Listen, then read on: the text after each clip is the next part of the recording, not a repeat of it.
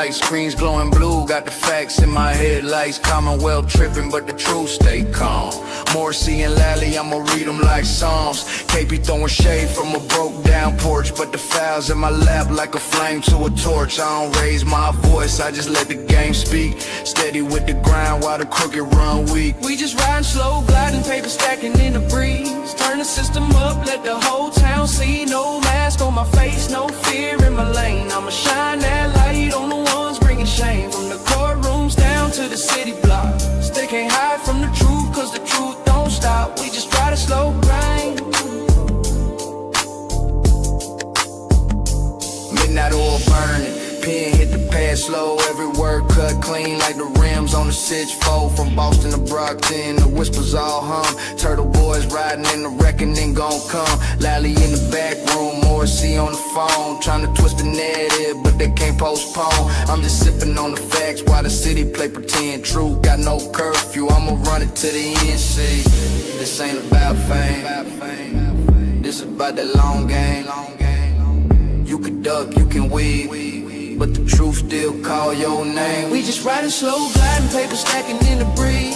Turn the system up, let the whole town see. No mask on my face, no fear in my lane. I'ma shine that light on the ones bringing shame. From the courtrooms down to the city blocks. They can't hide from the truth, cause the truth don't stop. We just riding slow, gliding. We just riding slow, gliding, paper stacking in the breeze. Turn the system up, let the whole town see. No mask on my face, no fear in my lane. I'ma shine that light on the ones bringing shame. From the courtrooms down to the city blocks. They can't hide from the truth, cause the truth don't stop. We just riding slow, guys. We just all down to the city blocks. We just riding slow, guys.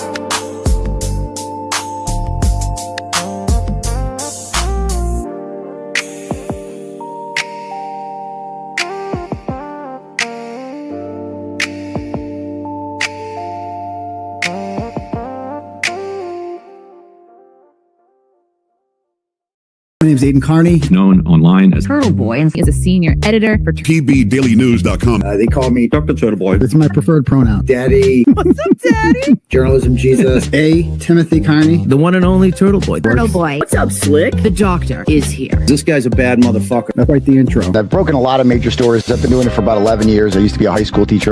Turtleboy has changed a lot over the years. I was once a blogger, but now I'm much more accurately known as an award-winning journalist, a satirist, and an activist.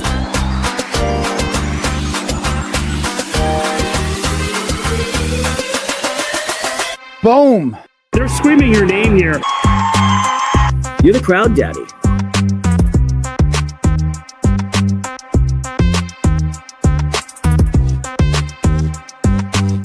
Crazy. People either love me or hate me. Listen, Turtle, all right? But either way, they're watching. Don't make such fun of the criminal justice system.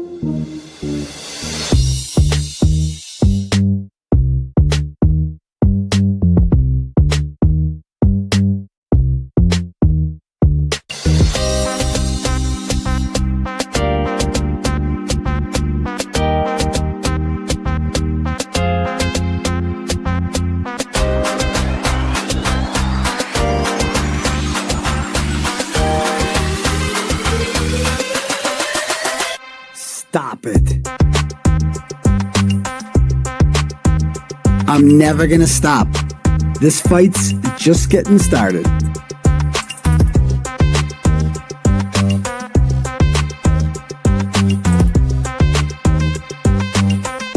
Now let's get this party started. Yo, what's up, people? How's everyone doing out there tonight? Good? Good, excellent. Welcome to the live show, ladies and gentlemen. My name is Aidan Kearney. You can call me a variety of nicknames if you like, up to and including. We do Turtle Dove. You can call me so Kazi G calls me. You can call me 𝗃𝗵𝗵𝗺 Kearney. That's my true crime name. You can call me Journalism Jesus. It's my spiritual name.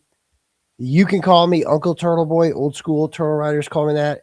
You can call me just Turtleboy will do, or Dr. Turtleboy is my preferred pronoun of choice. If you'd like to do it that way, you can call me Daddy. All right. I can understand for some people that's a little weird. For others, it might be fun, playful, flirtatious, all sorts of shit, right? Different derivatives of Daddy. You can call me Crowd Daddy, Theater Daddy. What else? What else? Go. All different types. Oh, of course, Fridge Daddy. I'm actually all sorts of appliances Daddy. You guys might have heard. I christened a whole bunch of new appliances in the kitchen on New Year's. It's pretty dope. The stove, the sink. I'm all over I'm fixing appliances left and right. Everybody knows that. All right, just you send it my way. It's gonna get fixed. Fixing a couple last night. A lot of whatever. Anyway, drama free Daddy. You can call me. You can call me Saint Turtleboy. That's what Robert Cosgrove, the real Robert Cosgrove, calls me. I don't care what you call me. Just be here every Tuesday and Saturday night at 9 p.m. sharp, and make sure you smash that subscribe button for me. Okay, hook it up, and just bring a positive attitude and positive vibes. That's all I ask for. All right. Anyway, yeah. So there's that. All right, cool. What else do we got going on? If you guys want your messages read, I got to fix this background situation. It's going to annoy the fuck out of me. The chair's disappearing. Give me a sec. Nope, that's the opposite of what I want. Nope, no, that's getting weird. What's that? Come on, hook it up. Hold on, time out. We're going to fix this. Okay, this should probably be nice and tight. There we go. A little better. How about this one? Get over here.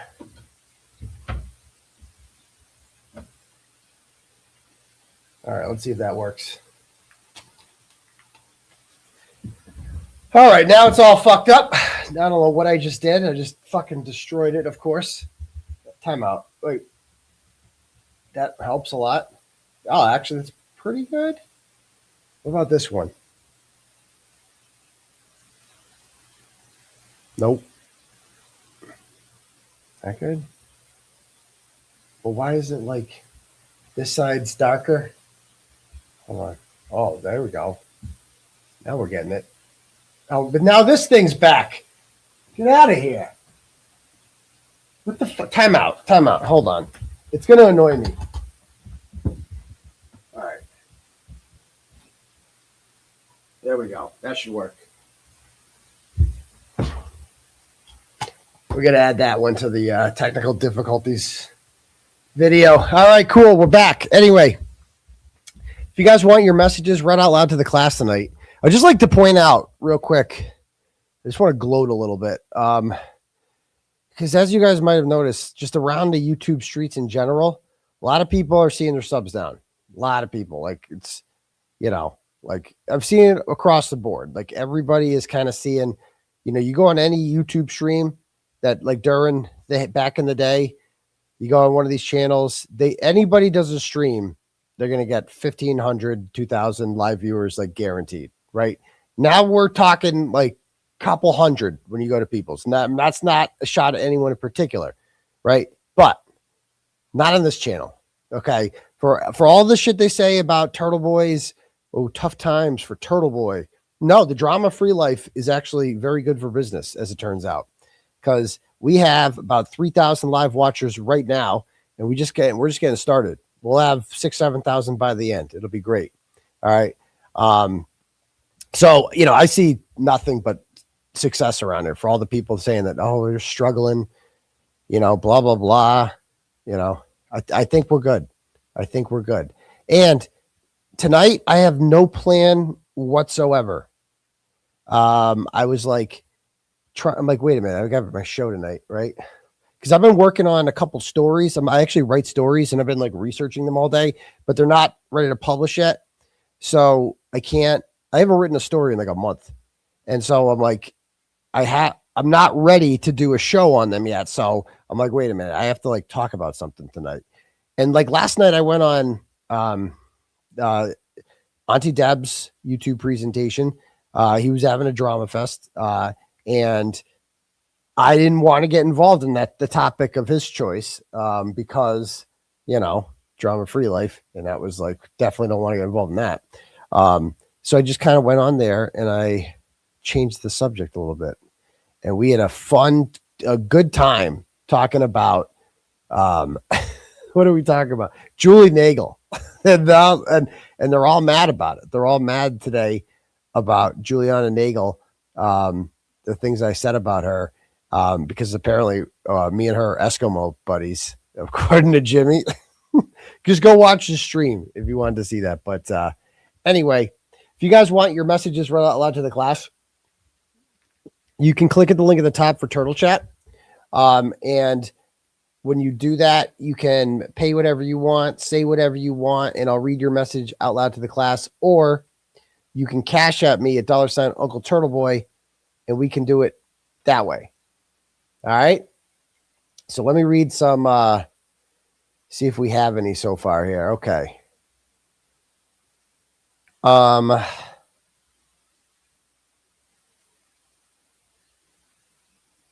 right. Brittany sends $5 and says, "Hi, Turtleboy. Did Rick Schiffer and the other guy ever get charged by a magistrate for holding signs outside D&E Pizza?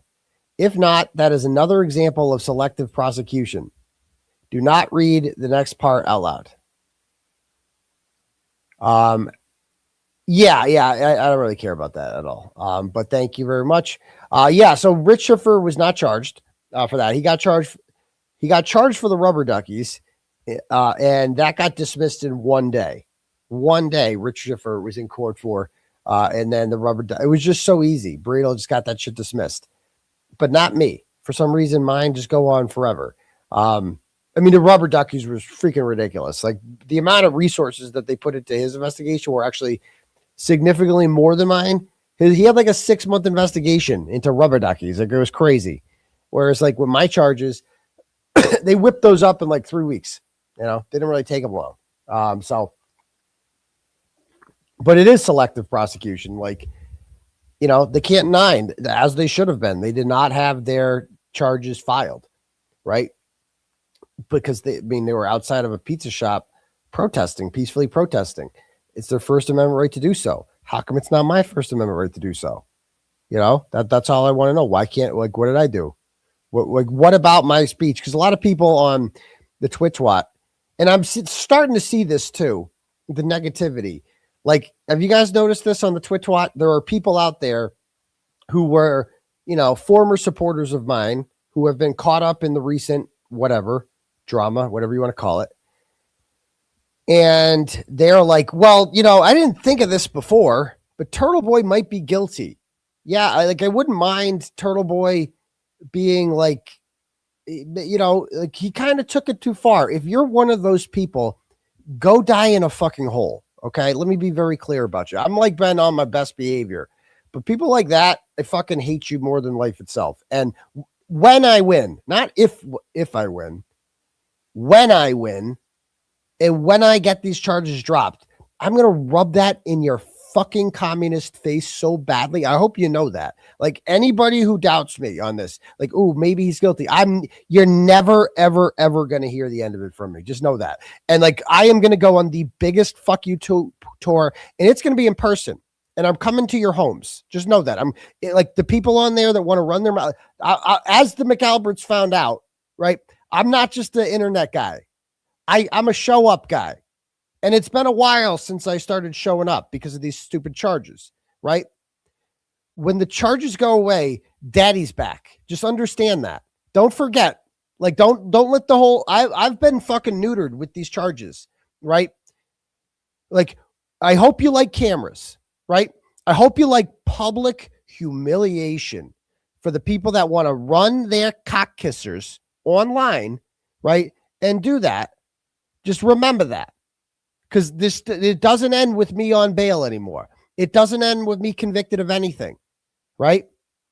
It ends with me winning.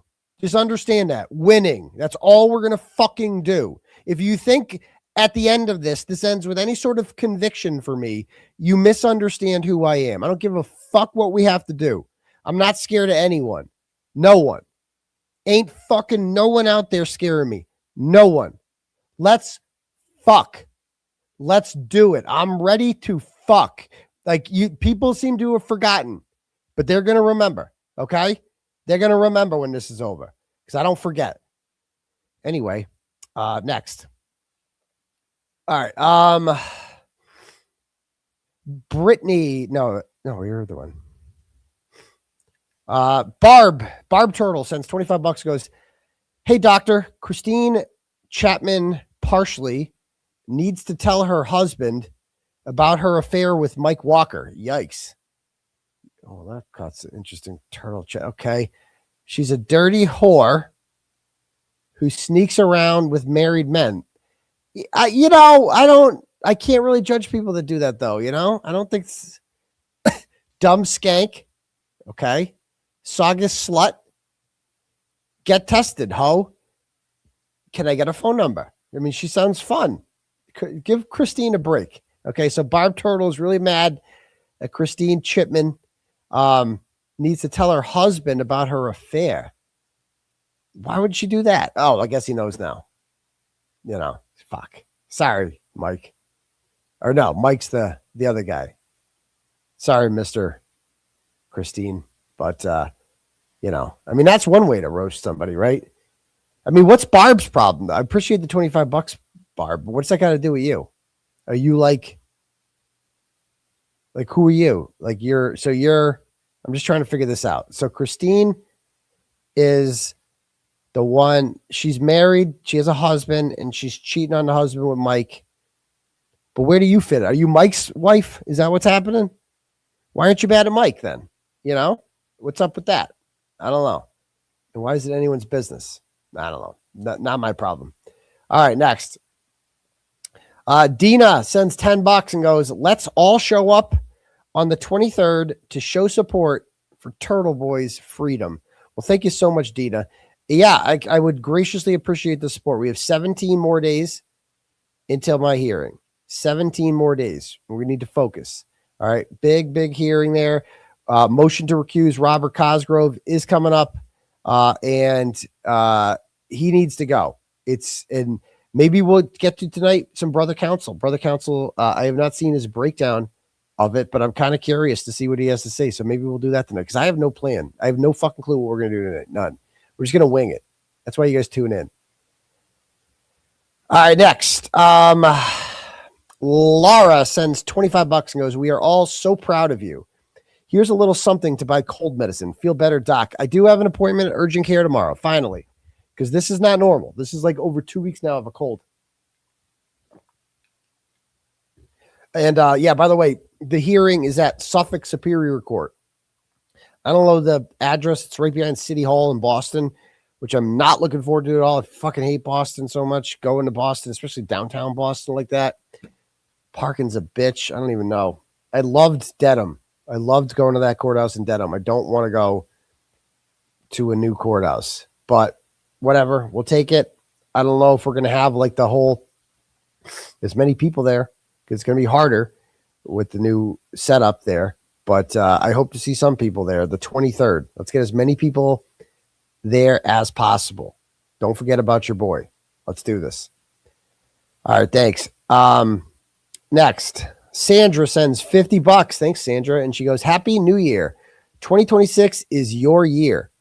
I just listened to Earl Grey, whatever her name is, the one that cries all the time on her spaces. Holy shit. They are giddy reading the Natalie and Karen texts. They are so stupid." Yeah. I don't know if you guys saw this. So Natalie, the German, has, dumped some new messages apparently. So this is confusing. So I saw these the first two, and let me see if I can go to let me see if I can find this real quick.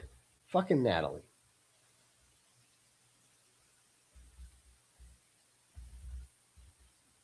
All right.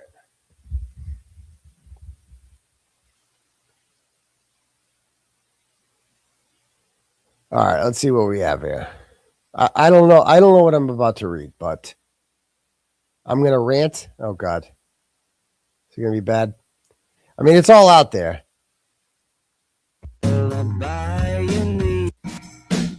Oh, there's a video of them.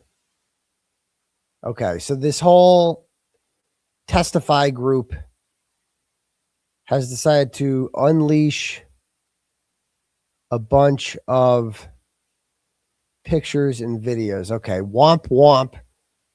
This idiot says, she goes, can you say witness intimidation and pushing a fake conspiracy to the public? What say you, Karen Turtleboy?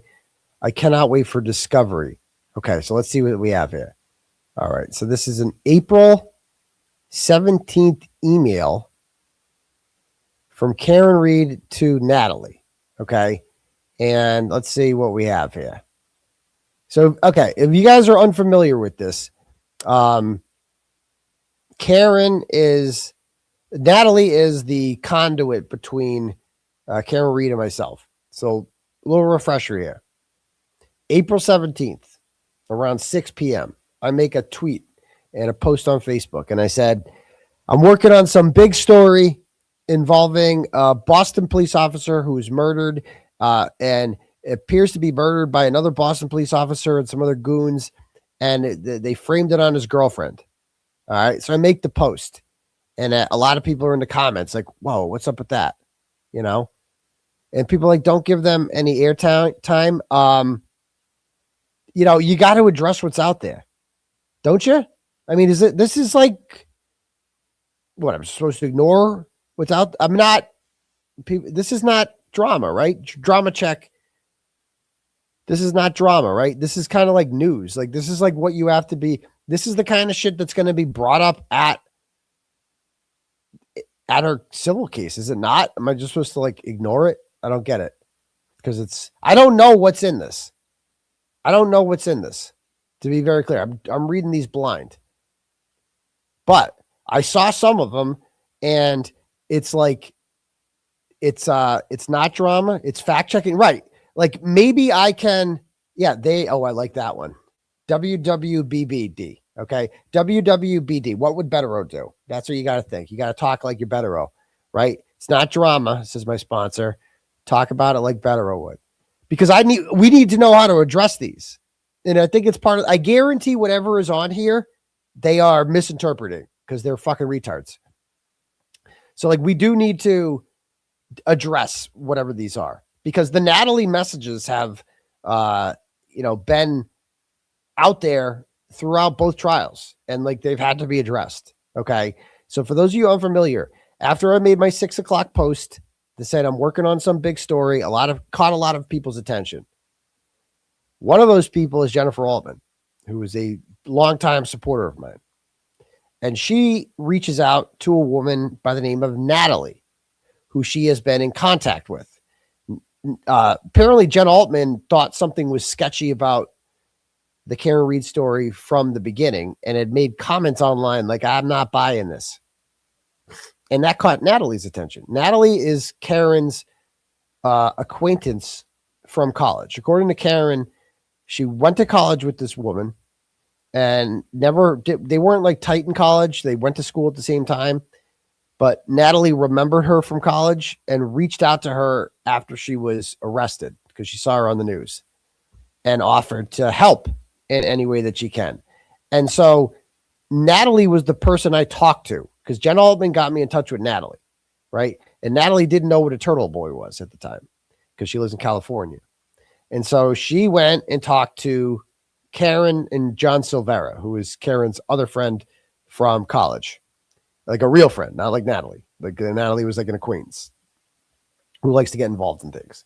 And so, according to John Silvera on the documentary, John said that, and they went after John too. They got like a thing for his phone and all sorts of shit. So they went to John and they're like, so what's up with this turtle? He says he's a reporter and he's thinking about writing about this. And I guess Karen hadn't really heard of me much before then either. She wasn't like a turtle writer, but John was. John knew about Turtleboy, and he's like, oh yeah, that's definitely the kind of guy you want in your corner. You know what I mean? Definitely the kind of guy that you want in your corner. Okay. So they're like, yeah. So Karen is obviously an encyclopedia of information when it comes to her own case. She knows it better than anyone. And so she's like, okay, so there's this turtle writing the story. I can't talk to him, but Natalie can talk to him through Jen Altman. And so the three of us have a little group chat. And she's like, give him this, give him this, give him this. Now I had some stuff because I had the court filings, but like Karen gave me more stuff, right? All of this is perfectly legal, by the way. The antis seem to think that it's like witness intimidation. It's like, no, it's a reporter getting information from a source. That's all this is. And so I've never seen these before. This is dated April 17th, 2023. And it's from Karen Read to Natalie. So what I'm assuming we're going to look at here is information and documents that Karen is giving to Natalie to give to me. That appears to be what this is, which is perfectly legal. Okay? Perfectly legal. And the fact that Natalie has leaked all of these, Natalie, of course, ends up betraying Karen Read because within a couple months, because she was just annoying as fuck. And after a while, she would just call Karen all the time. And Karen would bitch to me that like, oh, Natalie's so annoying. She just doesn't stop. And so I was like, okay, cool. And like, I talked to Natalie about it and she's like, oh my God, Karen yelled at me today. I cannot believe it. I've never been disrespected like this before. Oh my dear goodness gracious, Turtle, you gotta fix this. And I'm like, I'm not fixing anything. I'm not your therapist. I'm like, nope, not doing that. You guys can, I go, just give her space, give her like a week, you know? And she, of course, doesn't do that at all. Just annoys her some more until eventually Karen just cuts her off. And Natalie does not accept her role anymore as like not being able to see Karen and talk to Karen all the time. So she decides to do what every insane person out there always does. And that is decide that Karen Read is guilty and flip on her. She was initially like still friends with Sean of the Gulf and people like that. But then after a while, like she was behind the scenes causing problems with the Roccos and other people, you know, she was just sucked. So Natalie is, a turncoat, and she decides that she's going to go to the enemy, and she starts giving them all sorts of information, which is just screenshots. Like here's like me and the turtle talking, and basically Natalie would copy and paste messages from Karen. I thought Natalie was like knew Karen's case inside and out. As it turns out, the more and more I'm learning about this, yes, she should have just donated to babies with AIDS. I know. The more and more I'm learning about this, it appears as if Natalie didn't know anything. And Karen just literally just gave her, like, I don't know what Natalie was like a glorified secretary. I'm starting to realize, like, she didn't know anything. And so she just passed messages. And so here we have, okay, so we have Karen Read on April 17th at 4:18, huh? Had I posted about it by then? Okay. She sends the 𝗵𝗵𝗆𝗺 picture. You guys remember the 𝗵𝗵𝗆𝗺 picture where he's like, nobody fucks with my family, you know?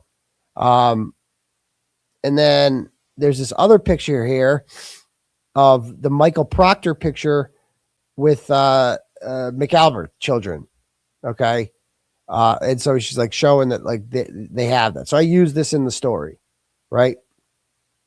Now, she sends me this picture. You guys didn't see this picture until trial. So this is, so we're seeing this for the first time. These are Signal messages. They're already talking on Signal. And it says, I met him once 6 days before. Who all went to the bar? I think she's talking about Brian Albert here. Okay. So that's when she met Brian Albert. This picture was taken a week before John died at the hillside. Then we have more screenshots here. All right. And so it says, this is a little blurry,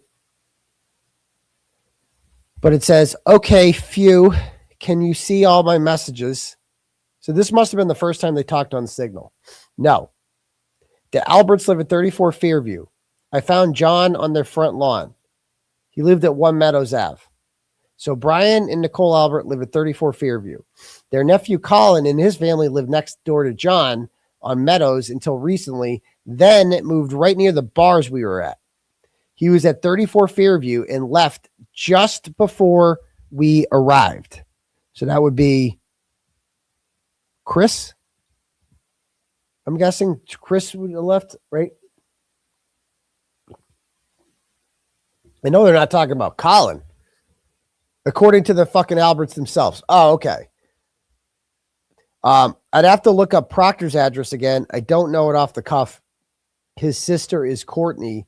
The Proctors are not related by blood to the Alberts. They're just very good friends. Okay. And then what do we have here? So she sends the addresses. Michael Proctor's address. Karen Read sends address to Natalie. Okay. Not a crime. And then there's another message here. And so she goes, so that's Proctor, Natalie says. And she goes, yep, Michael Proctor. I thought this happened at Proctor's home. Oh my God, Natalie. Oh my God. Natalie's retarded. Natalie doesn't know anything. She thought that John O'Keefe was killed at the Proctor's home. She really didn't know anything, huh? No, Brian Albert's home. Proctor is investigating the case. Then Natalie says, do we just tell me what to think and I'll think it. So do we think that Colin and Proctor, what? Beat up John or just Colin? Oh, for fuck's sake, Natalie. Jesus Christ. Oh, my dear God.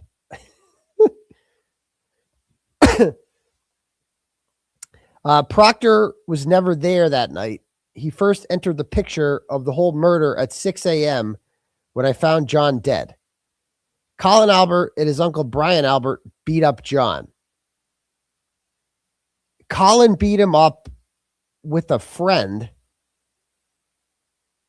and Brian just did the cover-up.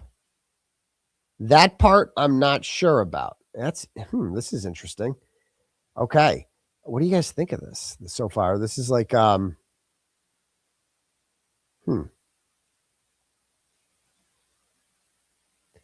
on. Did the chat stall? All right. I don't know. This is interesting when she says that Proctor. So she really, all right. So the way this, was kind of presented to me was that Colin was very involved in this. And I still think Colin was involved in this. Do you guys notice who's not mentioned? And this is noteworthy. I'm not this isn't drama. I'm just pointing this out. Do you know who's not mentioned? Do you guys notice this? Who is not mentioned in these messages about involvement?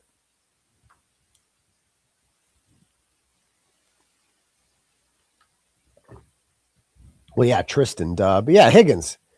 Higgins isn't mentioned anywhere. And this was, this was one of my complaints as a journalist. That the Higgins thing was undersold to me. I didn't really get the Higgins thing. I didn't talk about Higgins much. And Higgins was, by the second trial, the themes was Higgins did it, but Karen, I don't know if she didn't think that Higgins did it, but she never talked about Higgins ever. Or maybe she just knew that these messages were going to come out and that they were embarrassing and she wanted to avoid that topic. Maybe she I don't want to put words in her mouth, but maybe she felt bad. Either way, I didn't learn about the Higgins messages, what was in them, until the trial. I found out at the same time you guys did. So it's interesting. So it goes on to say, so I don't know what day of the week this is. There is, and they are. So this is a Facebook message. And then somebody says to her, hey, if that Higgins flip is true, so this is going to be much later on. This is, I don't know what month this is, but I want to be invited to that party. Have a good night. All signs are pointing to him flipping, and the feds already went to Lucky Loughran with the GPS data. so it feels things are escalating. You'll be invited to any party. Spoiler alert, she was not invited to the party. Okay. So we got more messages here. What do we have here? Okay, this is interesting. All right. I tried reading this earlier, but it's just too blurry. All right. So it says here, Karen sends some sort of screenshot to the other person who took the screenshots, who we assume is Natalie, but I can't see it. And she goes, "Oh my God, I love you." But the problem is I can't see what's there. Like I can't, clearly whoever she's talking to left some sort of comment that she liked. And I can't see Natalie's name on there or what she said. And then if this is Natalie, they say back, "I love you more. These are the types of comments I will leave. I won't post any photos." Then she says, "Feel free to say the homeowner has gotten into fights with numerous other cops. Or John had a feud with the homeowner's nephew who was present that night." That would be Colin. Or that John didn't have a single injury below his neck. Or, in fact, or that the German Shepherd chewed up his arm. Anything. So what do these messages show us? These messages show us that Karen Read was desperate to get her story out there, right? Think about this. It had been a year and it had been 15 months, right? 15 months that she's been sitting on this information. And she can't get her story out. Why? Because she hadn't met yours truly yet, had she? I mean, that's just a fact. I'm not like sucking my own dick. It's just a fact. And fuck, because I know all the haters on Twitter tomorrow. They'll be like, "Oh, he's so cocky. He's so arrogant. He's such a narcissist. He's such a narcissist." Listen to him. It's a fucking fact. Listen to her. She's asking Natalie, just read the messages. This is what it says. She's like, "Natalie, can you get this information out there? Can you post this in the comment section?" You know? All she had going for her was Natalie. So she's like, "Natalie, can you go in there and leave some comments and like be like, it was the nephew?" You know, she wants to make this herself. She wants to make these posts herself, but she can't. So she's like, can someone else speak for me? Karen Read needs someone to speak for her. Because everything she's saying is true here. Okay.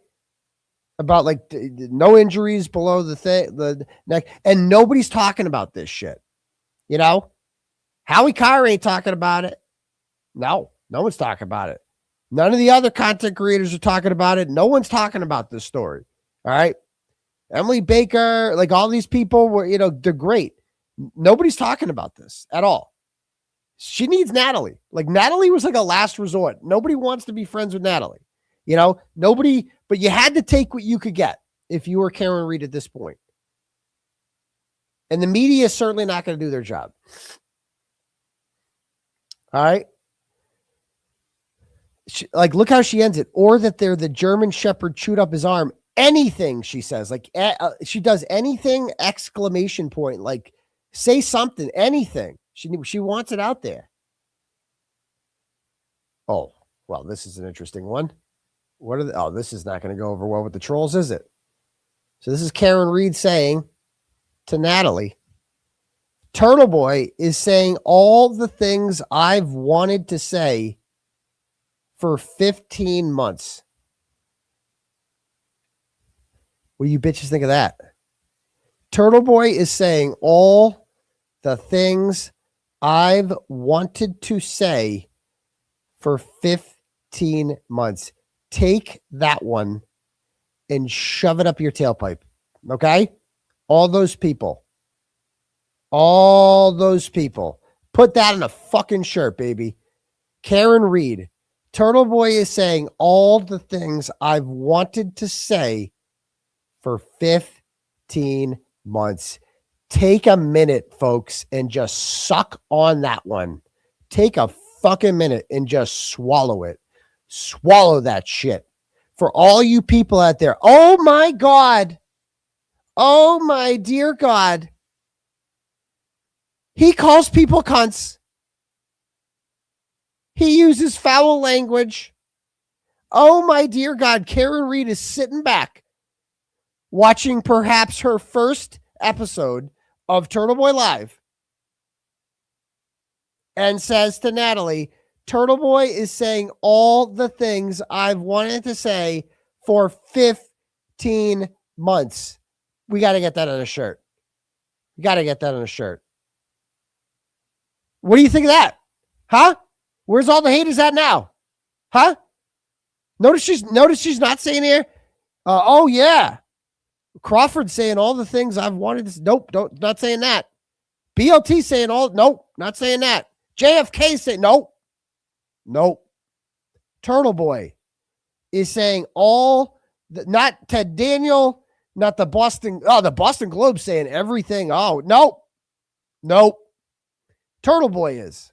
Turtleboy is saying all the things Karen Read wanted to say for 15 months and couldn't say out loud. Who's your fucking daddy now, bitches? What do you think? Choke. I want you to take this fucking message right here and you're going to fucking crumple it up in a ball and swallow that shit. You understand that? You're going to fucking put some horseradish on that, some mustard, whatever the fuck you like, some ranch dressing, but you will swallow that shit. You understand me? You will fucking swallow this. Turtleboy is saying all the things I wanted to say for 15 months and could not say. Who's your daddy now, bitches? That's right. No one else. Oh, wait. James Jackson is saying all the things I've wanted to. Nope, doesn't say that. It just says Turtleboy is. Turtleboy. So I hope you guys remember that. Oh, Turtleboy said mean things about her. Yeah. Suck on that. Don't forget the history here. Some of you people need a fucking history lesson. All right. Some of you people need a history lesson because you've forgotten. You've forgotten how we got here. Right. And this poor woman had been framed for a crime she didn't commit. And no one was telling her fucking story. And then something called Journalism Jesus came along and just boom. And this is not drama. This is called spiking the ball. That's what this is, baby. Spiking the ball. We're just suck on that shit. I hope you're ready for that. That's validation. Exactly. This is my first time seeing this.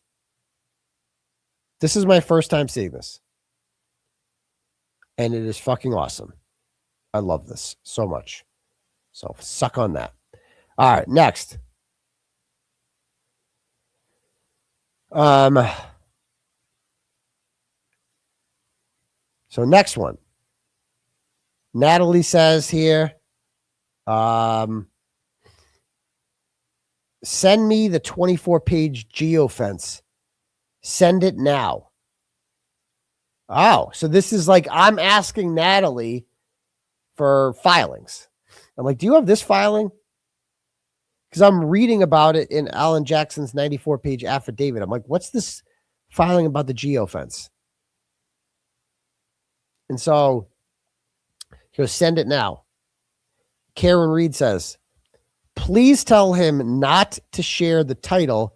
It has Yanetti's initials in it dry. Done. I sent it. Thank you. Sorry, Nat. He needs to prepare better. Who, me? And then she goes, I'm okay.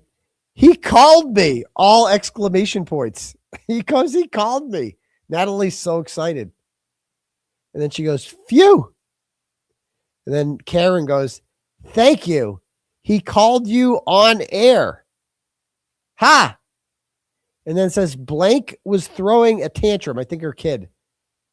She wanted season 1, episode 3 of Gabby's Dollhouse on Netflix. Shut up, Natalie. Okay. And then she goes, in the next message we have here, she says, well, I have asked you 56 pages. This is interesting. Well, I have to ask you 56 pages of text messages to Brian Higgins. I'm mean. Most married couples don't have that many pages. What was up with that? Oh, this is interesting. Look what Karen says in response. So I think Plevin was the first one to point out that there was a whole bunch of Higgins texts put into Discovery. And they were like, McAlberts knew what they were about. I didn't, because we were kind of kept in the dark about Higgins. And Karen says, there are about 4 messages per page. We hung out with Higgins several times a month. So she kind of blows it off like, yeah, there's 4 messages per page. We hung out with Higgins several times a month. And he lived 1 block away. If we had a gathering or were headed out, I'd reach out to him versus John. Literally maybe 10 days worth of texts. It's not texts from a provider. It was printed out by Proctor. No, it was actually printed out by Higgins, right? Now that we know that Higgins went down to the, him and 𝗫𝗁𝗄𝗃, he went down to the FBI, called his buddy 𝗫𝗁𝗄𝗃's best friend, as he called it, my best friend. And 𝗫𝗁𝗄𝗃 printed them out for him using government property and only extracted the Karen Read messages. That's it. So it's like, it's not text from a provider. It's printed out by Proctor. So she definitely here is downplaying. I think we can all agree downplaying what those messages were. She's like, oh, it's not big. The font is really big. Okay. It's a really big font, right? We hung out with Higgins. Not me. We hung out with Higgins several times a month, and he lived 1 block away. If we had a gathering or headed out, I'd reach out to him versus John. Or I think she meant via John. Literally maybe 10 days worth of texts. So basically she's poo-pooing this. Like it's, and I don't know what her plan was here, because as you know, I don't really talk to Karen Read. But if I did, I'd be curious what her plan was here. Like what, because she knew it was going to come out eventually, right? Or, you know what I mean? Like, did she hope maybe this whole thing just got dropped and then this would never come out? That would make sense, right? Because I think a lot of us thought this would get dismissed. Didn't seem like something that would go to trial. You know, and we can debate the Higgins messages all day long. People do that all the time. About what she was trying to get into the mind of a woman there. You know, that's why people are so drawn to this case, especially women. They love to like psychoanalyze the texts. And like, because it's very dramatic. It's very interesting. Like you read the John O'Keefe texts and you get a brief glimpse into their relationship, what that was like. Ooh, is John not giving her enough attention?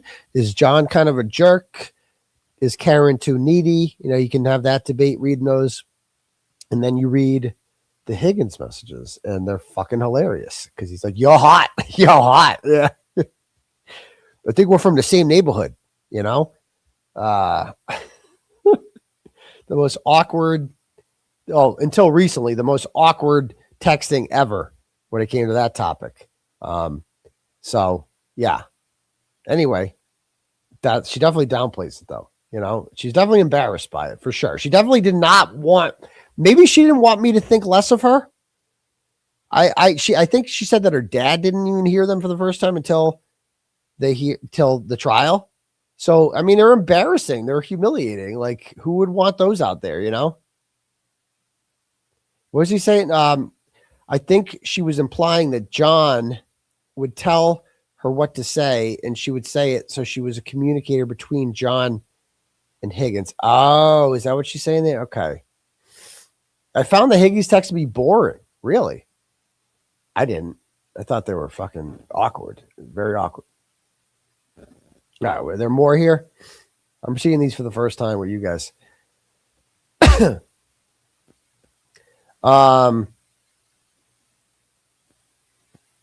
already saw that one.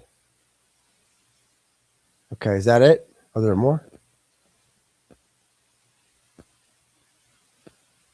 Yeah, I think we've seen all these. So they're in this video. Gotta turn the. All right. You've got to dance, little liar. They're so mean. Okay, we've seen that one. Okay, we've seen that one. Yep. So gay. Yep, seen that one. It's not an alibi you need just yet. Oh no, it's something. Okay, this is so gay. Dude, this there it is. Oh, I love it. Dude, this one made my night. All of this is legal, just to be very perfectly clear. You're allowed to like Turtleboy. You're allowed to say all the things. I love how Natalie clipped that. He needs to prepare. Is that about me that I need to prepare better? Whatever. All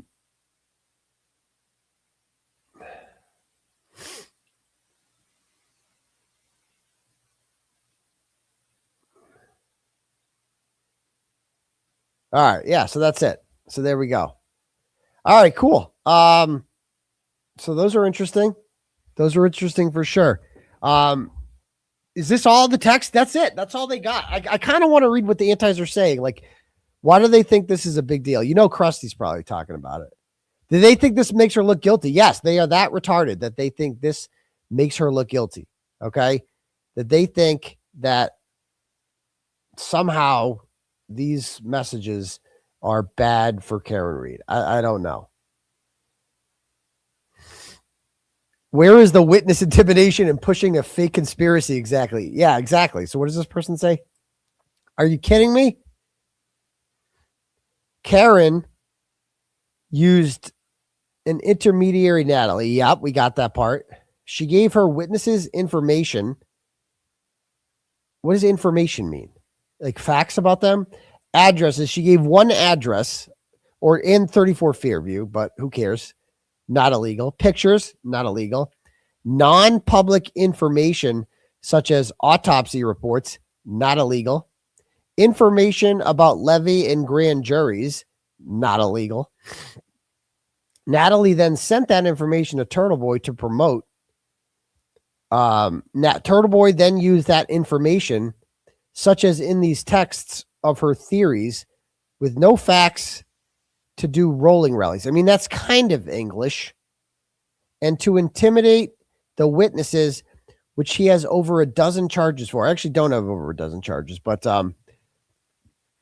charges are not convictions. So I really am failing to see the illegal part here. You're not allowed to have theories.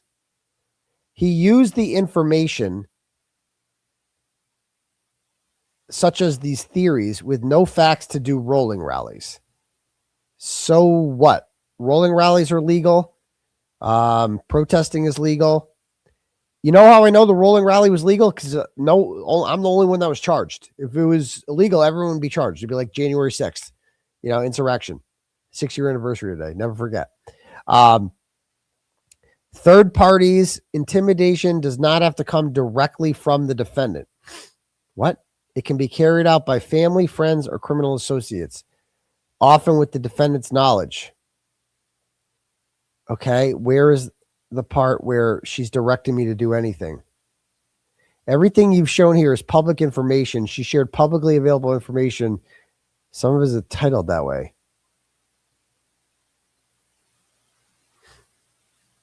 Whatever. I would never put this out for your side. It shows Karen telling Natalie the feds are involved. Karen is also saying,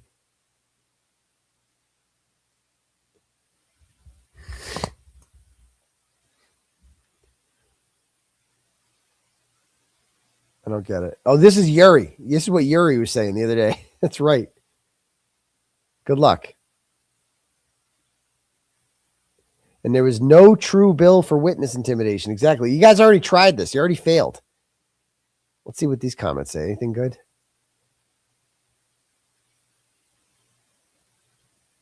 Nothing? There's no comments? Let's see the quote tweets.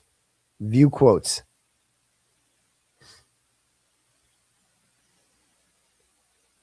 What say you, Karen Turtleboy? I don't say anything. There's nothing to talk about, actually. Okay. Made me wonder if this whole Higgins is going to flip narrative came from Karen, hoping he liked her enough to side with her conspiracy and or that he'd be intimidated enough by the idea of being included in the conspiracy. What? Oh my God. I mean, he should have flipped because we all thought he was going to flip because he like disappeared. That's why we thought he flipped. Correcting more lies told by evil Karen Read to evil AIDS. Okay. Oh, that's that retard Mama Latina. Okay. I thought he was just asking tough questions. Yeah, I am. Enough is enough, says April Grace. Oh, seriously. Wow. Oh my goodness. These guys are so retarded. They seem to think this is some sort of big deal. And they're all tagging Noodle Mom. Oh, so did they really talk? Can we listen to some of this? Are they live right now talking about this? Let's listen to some. Hey, I don't know if you guys are familiar at all with the Matthew Perry case Requesting to speak. when in his ketamine death and Requesting the to speak. Signal app. I just requested to speak. So that Do you think they'll let me interesting speak? case, you can look at it. One of Let me speak. obviously Come on. untimely passing with the ketamine overdose, but the drug dealer and his intermediary, which What? in this case would be, like a gnat, Who are these people? were communicating via Signal. One of their attorneys, I don't remember if it was Hey, Zona. yeah. Hey, Zona. I'm sorry to Yeah. interrupt, but apparently Aidan is using us for content. Yes. He's requested to come in and speak, and he's live right now. I'm gonna do all the emojis. I'm gonna do all the emojis. So, Zona, I would love for Oh, you Jesus. to give him a piece of your mind because maybe he'll listen to an actual man Dude, look at these. who honey. stands Okay. up for people. Actual man. Okay. Well, yeah, let me. Is she gonna just cry? finish Is she what gonna cry? I Oh, was she's like, about to say. nah. That- He's like, that nah. Matthew Perry case. One of the attorneys, I don't know if it was good. for the intermediary or if it was the drug dealer, Oh my was God. very confident Look at these. that they had those Signal act Do all the Signal emojis. messages. All the on emojis. auto-delete. Let's go. All the He was emojis. wrong. I want And more emojis. Law officers got into on. those phones Come on. and detected all. Who those else do we have messages. here? And then there's another case recently. There's no McAlberts here, right? October, Okay. November, where the feds were tracking Signal messages by some immigration advocates, and they got into those Signal messages as well. So, Yeah, see, that's why I'm for not them to think that convinced. I'm not convinced. those Signal messages are not Yep. ironclad. Yep, They're not. I'm not convinced. Let me If up. the feds want them, they're going to get them. Let me up. They're gonna What get am it. I I clicking agree. on her for? I 100% agree. Hold on. Let's keep our So- fingers crossed, on. right? Yeah. Yeah, I would look into those cases. So yeah, I'm optimistic. I know Aiden's listening right now, so dude, just What? know. Come on, why not? Train will be at your sentencing Come on. with a glass of wine. I'm not going to be Have sentenced. fun in prison, dude. I'm not going to prison. Let me up. Hey, Aidan, here's what I What? want to say to you. Oh, let's hear it. Okay, Are you going to cry? listen to me. Are you going to cry? Come on. So there's cry. this guy Sing it for me. in the Bible. The Bible? What's the His Bible? name was Saul. Oh, and he was okay. going around stoning Christians. Cool story, bro. He Cool story. harassed innocent people. He killed Ooh. innocent people. Killed innocent people. The Bible? And he saw Jesus came to him, or not Jesus, Oh, but Jesus. God yeah. came God, to him Jesus, same shit. Okay. and convicted him oh, convicted him. that he was Really? doing wrong. Oh, And he admitted that he was wrong, okay. and he turned Bible. into Oh, a guy that in the year of our Lord 2025, you can just say 2025. You don't have to say. In I'm your- reading okay. his words Well, let's and hear it. what he did. Okay, let's hear it. It's not too late for you, Aidan.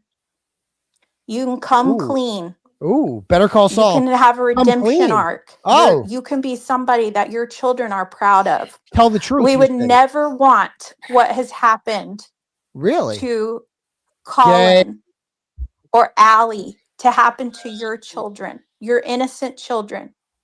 Oh, shut up. It's not too late for you. You have a lot of strengths, Aidan. Gay. You can rally people. Gay. And the real corruption Gay. here Gay. was what was done by Karen Read and her No. attorneys Ah, and Josh boo. Levy and Adam Deitch. Oh God, boo. And I know you're going to make fun of me, Oh yes, but I'm I not am. afraid of you anymore. Nor should you be. Nor should you be. Okay? Oh, cry. You can turn this Cry. around, I'm gonna Aidan. do all crying emojis. Cry, You bitch. could become a hero. Cry. You could, Look at BLT Media's in there. Everybody could go in there and do all be crying emojis. somebody Cry. that exposes the real story. Cry. You could go on your lives and you could Look at go there's over Turtle Riders how coming you in there. were wrong and how you were deceived Cry. and how you fell into the Cry. trap Cry. of Oh, wanting boo. money and clicks and fame. That's all. The bobble. And Is it the that Bible? would be an amazing Cry, bitch. story. Cry, bitch. Cry, bitch. Cry. Cry. Cry, bitch. It takes a real it. man to admit when he's wrong. Cry, And I know bitch. it's I ain't hard. wrong. I was right. I was right. It's a vulnerable feeling. Shut up and cry. Cry, bitch. Cry. But every human life has value and worth. And even though I'm so mad at you for what you've done, Cry for daddy. you still have Cry for value daddy. and worth. Cry for daddy. Let's go. I don't want to be saved. Well said. Better wouldn't do You this. can change it. This is not witness intimidation, though. They're not witnesses. Earl, he knows she's guilty. No, He she's. 100% He does know. knows. He slipped He's up. not- He continues to slip Yeah, up. he knows he's good. I mean, How do I slip up? the message a few months ago about why didn't you just go to the front door? I mean, it's obvious. Huh?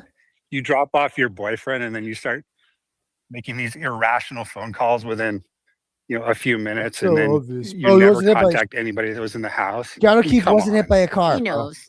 He knows. Oh, he Oh, knows. he Oh, 100% absolutely, knows. he knows. And the thing is, I mean, look at that 35-page affidavit. Look at how troubled he was by the Haas Long. What? I mean, there's a comment in Yeah. there how What? he's so troubled by it because it doesn't make sense. What? It doesn't make sense to anybody Oh my God. except the and he grifters can't, and the Makes FTR perfect folks. sense to can't me. even see right now what she's doing. What's she doing? So am I a victim according to these people? Am I like a victim of Karen Read? Is that what they're saying? They need to make up their mind. Did I get kicked out? Come on. I'm coming back in. Okay. All right. Start listening. There's any kind of a conspiracy charge, she's going to turn on him. So he And that's the only thing, Andy, that's going to allow him to Yeah. come clean is the threat of jail again. I mean, we've all said that Absolutely. for the Why last would- I'm couple not of years. going It's to the only jail. thing. I mean, that's why he's crying on the floor like a little baby, Oh saying, God. "I don't want to go Yeah. back." I mean, that's Nice going. why, Nice going, Em. he's Good talked job. about not wanting to leave is his what's- kids behind anymore Yeah. and go to jail. Like, this is what's so fucked up is that somebody that you cared about fucking put that out there, then the antis use it. I mean, it's like the lowest fucking thing. It's always going to annoy me, but it's out there forever. And, God forbid I respond to that, right? I guess I'm the problem if I respond to that. But yeah, I mean, that's low. That's fucking low. And yeah, I do. I have PTSD. I have, she's been there many times when I woke up in the middle of the night, kicking and screaming and having like horrible dreams. And so, and to do that is like really fucking low. But anyway, we're not going there. So just like when I hear them say that shit, I'm like, okay, cool. That's the fact that the antis now mostly use that. It's like, good job helping them out. I would never do that. Like, imagine if I did that to a woman, like if I like made a woman fucking cry and like, really preyed on her insecurities and things that I knew bothered her to the point where she cried. And then I fucking taped it. And then I posted the tape on the internet so everyone could laugh at her.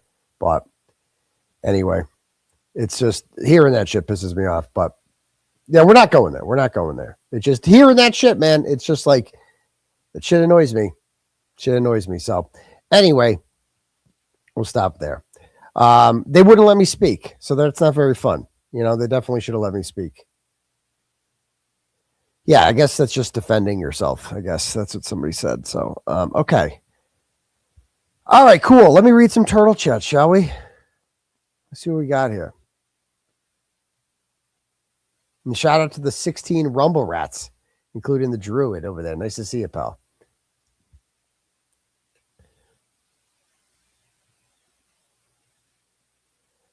All right. Reese sends $5 and goes, you say you have no plan for tonight's show. A lot of times when you do that, they turn out to be the best ones. But here's a fun top that is drama approved because it's Proctor and drama-free rules don't apply to him. Can we talk about how he said that Karen seeking his phone data is a fishing expedition when he was literally the one looking through her phone for nudes? That's true. Also, last night you were so funny on Jimmy's stream. I'm glad you avoided the drama and just made fun of Nagel. I mean, Miss Steelio Girl. She was Miss Steelio Girl.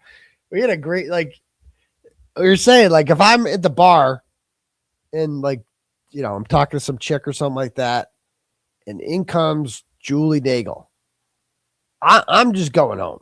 I give up. It's like, I guess I'm not getting laid tonight because Julie Nagel's here and she's taking all the bitches. Because, like, she, you know, we'd heard 𝗬𝗄𝗃 say before that she made some statements that Julie Nagel was, like, hitting on her or something. And I'm like, whatever, you know. But then I got the receipts for that. Like, actually, like, Nagel fucking, I'll read it. I guess I could read it, right?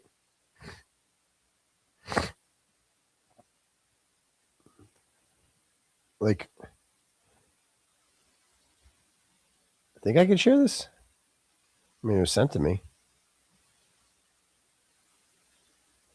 Like, what the fuck? I'll show you. This is what she sent to a female.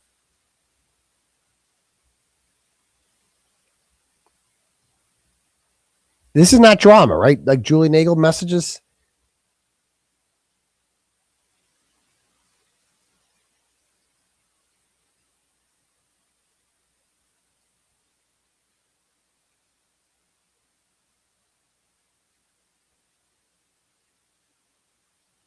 Dude, I don't know. Should I? I can't do it. Even the glare is saying that. I don't think this is drama.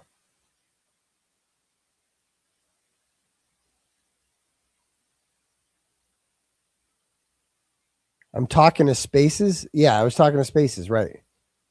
Put the phone down. Is this drama? Wait, no, it's not drama. I need a drama check. No? I mean, I feel like the antis share. That's a great idea. Is that it's content, right? Nagel drama is always out. Okay, good. It's fine. Okay, well, let's just share it then. I mean, this is funny. This is just to show you this is real. This is actually real. Don't do it. Why is this not?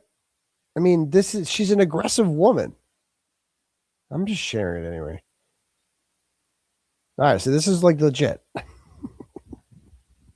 So this is it just says, at least make out with me. Now you hate me.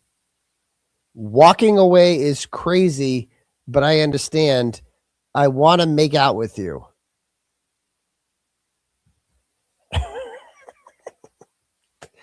I mean, she's an aggressive woman. Is this legally advisable? Why the fuck isn't it be? Like, I got sent this. This is allowed, right? It's like, this is great. This is great. Don't listen to the chat. This is not drama. Don't do it. It's too late. I already did it. Is this witness intimidation? I don't know. Like, I'm charged with intimidating her, but it's a screenshot. She wrote this while she was intimidated. This was on August of 2024.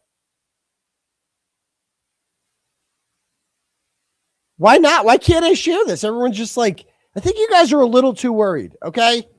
Everybody's got to calm down. People are like, messages with somebody you're intimidated with. It's like, I get sent this screenshot of this message. I can't share it. It's wild.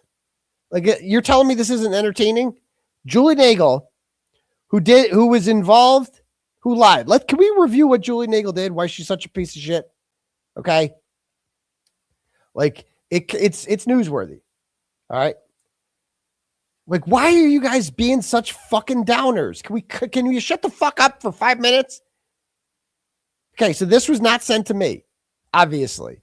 Julie Nagel doesn't like people like me because I have a penis. She's not into that, as we found out. So this is to a woman, okay? Yeah, also it's my show. So this is to 𝗃𝗃𝗃, all right? And she was like a hero to them, obviously. And this is what I mean by like making deals, like it's more, God knows what this woman is sitting on when it comes to screenshots. Like, I mean, this is, remember she said she made the claim that Julie Nagel hit on her. And we're like, yeah, right. You know? Yeah, guys, this is how I made my brand. Having a good time. Everybody relax. It's hilarious. I mean, what's witness intimidation about this? It's a screenshot of something she said. You know? If they had screenshots of me, they'd share them. And they do. All right? So she was drinking a little bit, right? And she says, so this is at a party, apparently all the McAlberts were there. And remember, Julie Nagel is a piece of shit because she lied in a murder trial. She claimed that there was a black blob on Brian Albert's front lawn, that for the first time ever, she called it a black blob. She used to call it a shadowy figure. They didn't speak to her for like 10 months after the murder. She was an eyewitness that went right by it. She's in a car with Matt McCabe, Jennifer McCabe, and Sarah Levinson. None of them see this black blob. She doesn't mention the black blob because think about what a 5 to 6 foot black blob is. It's like, it's supposedly, yeah, exactly. Thank you. You know, it's supposedly like if you imagine you saw a 5 to 6 foot black blob like on your lawn in the shape of John O'Keefe. Wouldn't you be like, what the fuck was that? Look at that black blob. It's not every day you see a gigantic black blob. I know she's been drinking, but what is that? Because she didn't see a black blob. They just needed someone to see something. And they had to have some story about, like, well, why didn't you call the police? Oh, it was a black blob. I didn't know it was a body. But there was something there because it made no sense why nothing was there. She got only 12%. The 12% battery definitely needs a charge for sure. Yeah, and she just told this lie just cold on the stand. Like, why? But she knew there wasn't a body there. That's what's fucked up about it, is she didn't see any body. Oh, there was a black blob there, but you know, peanut butter and jelly sandwiches were so fucking hilarious, and me and 𝗃𝗃𝗃𝗃 Sarah Levinson were just laughing our faces off. And we just couldn't stop. Peanut butter jelly. Ha ha. It's so funny. What? So yeah, she's like a really bad person who did a really bad thing. And also she's a little aggressive because this is to a woman. And let's be honest, like, why is 𝗃𝗃𝗃𝗃 at this part? Why is she invited to these parties? Because why? You know, there's only one reason they have any interest in her at all. Well, not Julie Nagel, but for the rest of them, they had one interest in her. And that was, you know, putting me in jail. That's the only reason they have an interest in her. But Julie Nagel clearly had different interests because she's saying, at least make out with me. Now you hate me. Walking away is crazy, but I understand. Like, did she think that, as far as I know, 𝗃𝗃𝗃𝗃 is not into chicks? I don't know. But you know, if she was into chicks, why would Julie Nagel think that she would be into her? You know what I mean? Like, that's kind of presumptuous. They're not in the same weight class, if you will. Like, she knows she's shooting out of her. You know what I mean? Like, if she was to get her to like jump in the ladies' pond for the night, you know, it would make sense if you were like sexy, but you're Nagel. like I said last night on Jimmy's program, I got 3 words for you. When I see her, I think of 3 words: state champion shot put. That's what I think about when I see Julie Nagel. I'm like, you fucking, as a former track coach, I see her. I'm like, put a shot put in her hands right now. We're taking states this year. Division 1. We're taking that shit down. League champs, district champs, state champs. Let's go. You know, she could probably chuck the discus too. Got her to do that. Just got to teach her the spin. But, you know, shot put, bro, we're going to crush it. You know, she could be a bouncer somewhere. Walking away is crazy, but I understand. You do. I want to make out with you. I bet you do, Julie. I bet you do. So anyway, that's the bagel. Okay, next.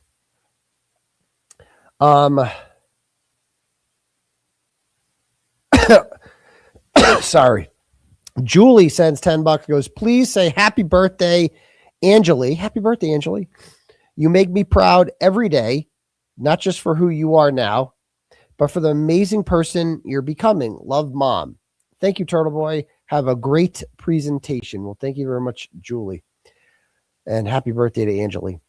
Just Irish sends $10, goes, hey, Doc, can you put anyway on the t-shirt, please?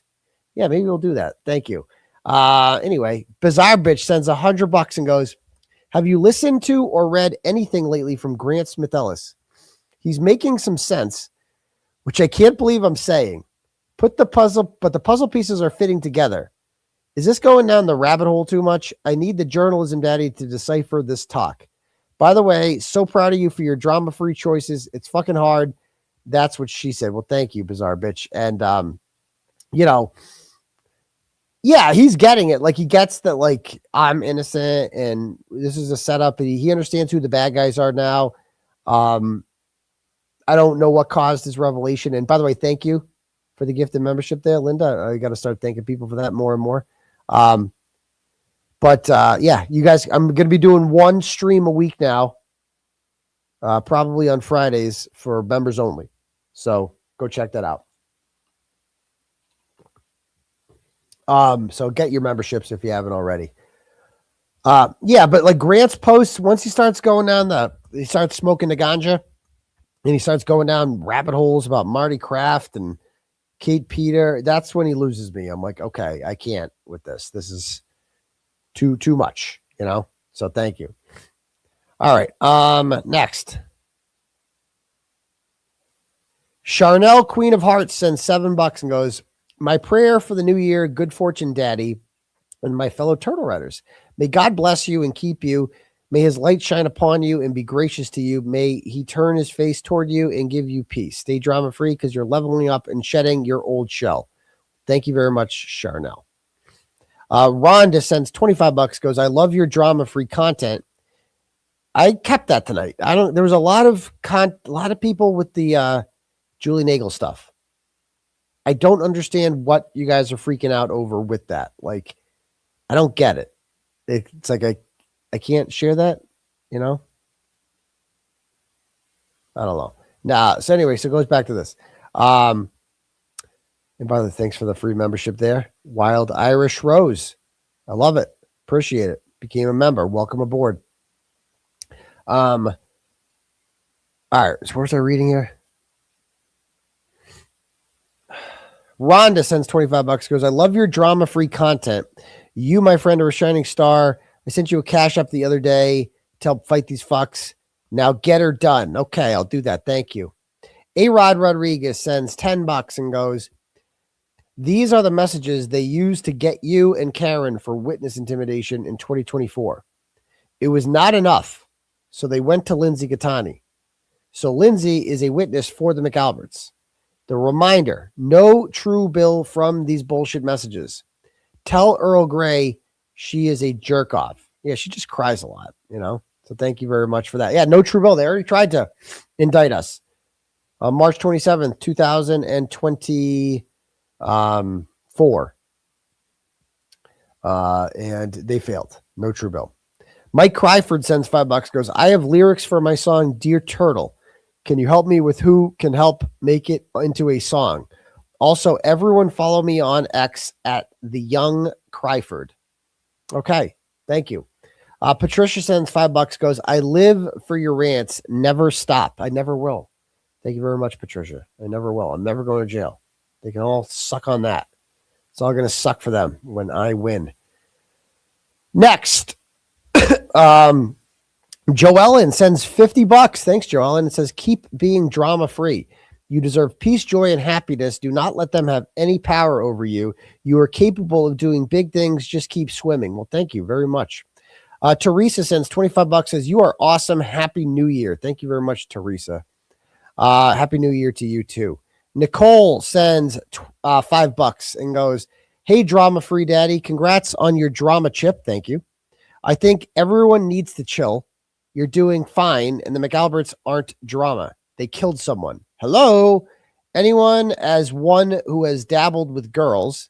Anyway, as one who's dabbled with girls, Nagel is one of those that thinks she can turn any girl out. I know. That's what I'm saying. Like, I go into the bar and Julie Nagel's there, and I might as well just walk home.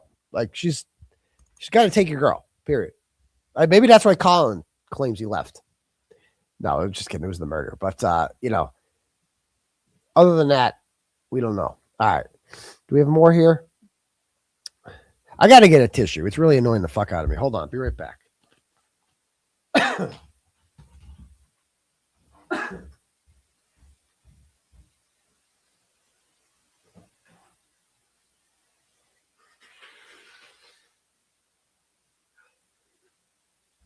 Dude, it's no joke. For realsies. All right, back to this. Turtle snores. Yeah, I'm not going to fall asleep. I fell asleep in the middle of chat rats. Yeah, it's so true. I mean, that's bold. That's a bold move for her, going after Kearney. I got to give her that. All right. We have some cash apps here. We got Aaron sends $20 and goes, Raul Valley has a new attorney filed for double jeopardy today. I saw that. He's got a new attorney. He's on Court TV. He's got a Court TV attorney.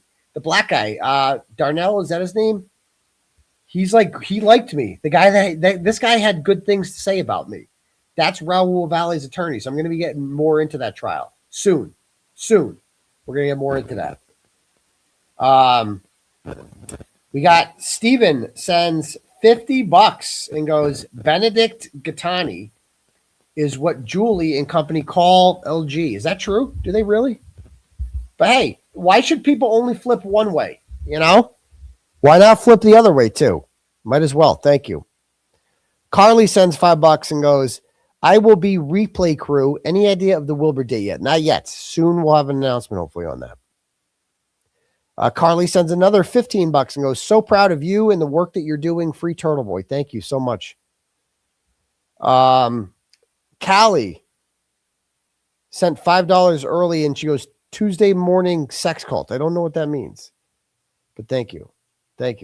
Sex cult is on. So sex cult this week is going to be probably, I might do it tomorrow night. Actually, I might do sex cult tomorrow night or Friday. Depends if anything's going on tomorrow, because I can't do it Thursday night. We're going out for a meal of food. We're going to Hooters, right?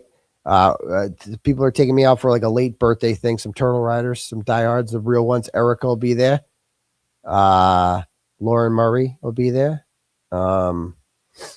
Ernie will be there, and Jimmy, I think, will be there. So we're going to Hooters on Thursday. So that should be interesting. Always fun going to Hooters. All right. Thank you for the gifted membership there, Miss Jenny. I appreciate that. Says she gifted one, whoever the lucky winner is. Good job. And then we got another 𝗶𝗵𝗄𝗃. Welcome. You are a YouTube member. Okay, cool. All right. Can we watch the first few minutes of the select board meeting tonight? Wow, was it any good? McMorgan's. No, I'm banned for life from there. I can't go anywhere near the place. All right. You know what I was going to show tonight? I wanted to go back and watch the first ever episode of the live coverage of this. Hold on. I had this. Where'd it go? All right. Check this out. So this is the episode that Karen Read must have been watching when she said that, like, whatever she said there about Turtleboy. So innocent, episode 574, innocent woman framed for murdering boyfriend. Boston police officer. I have not watched this since I did it. This is April. What's the date on this? April 18th, 2023, the day I published it. All right, let's watch some of it. I like watching old Turtleboy. Let's see what happens.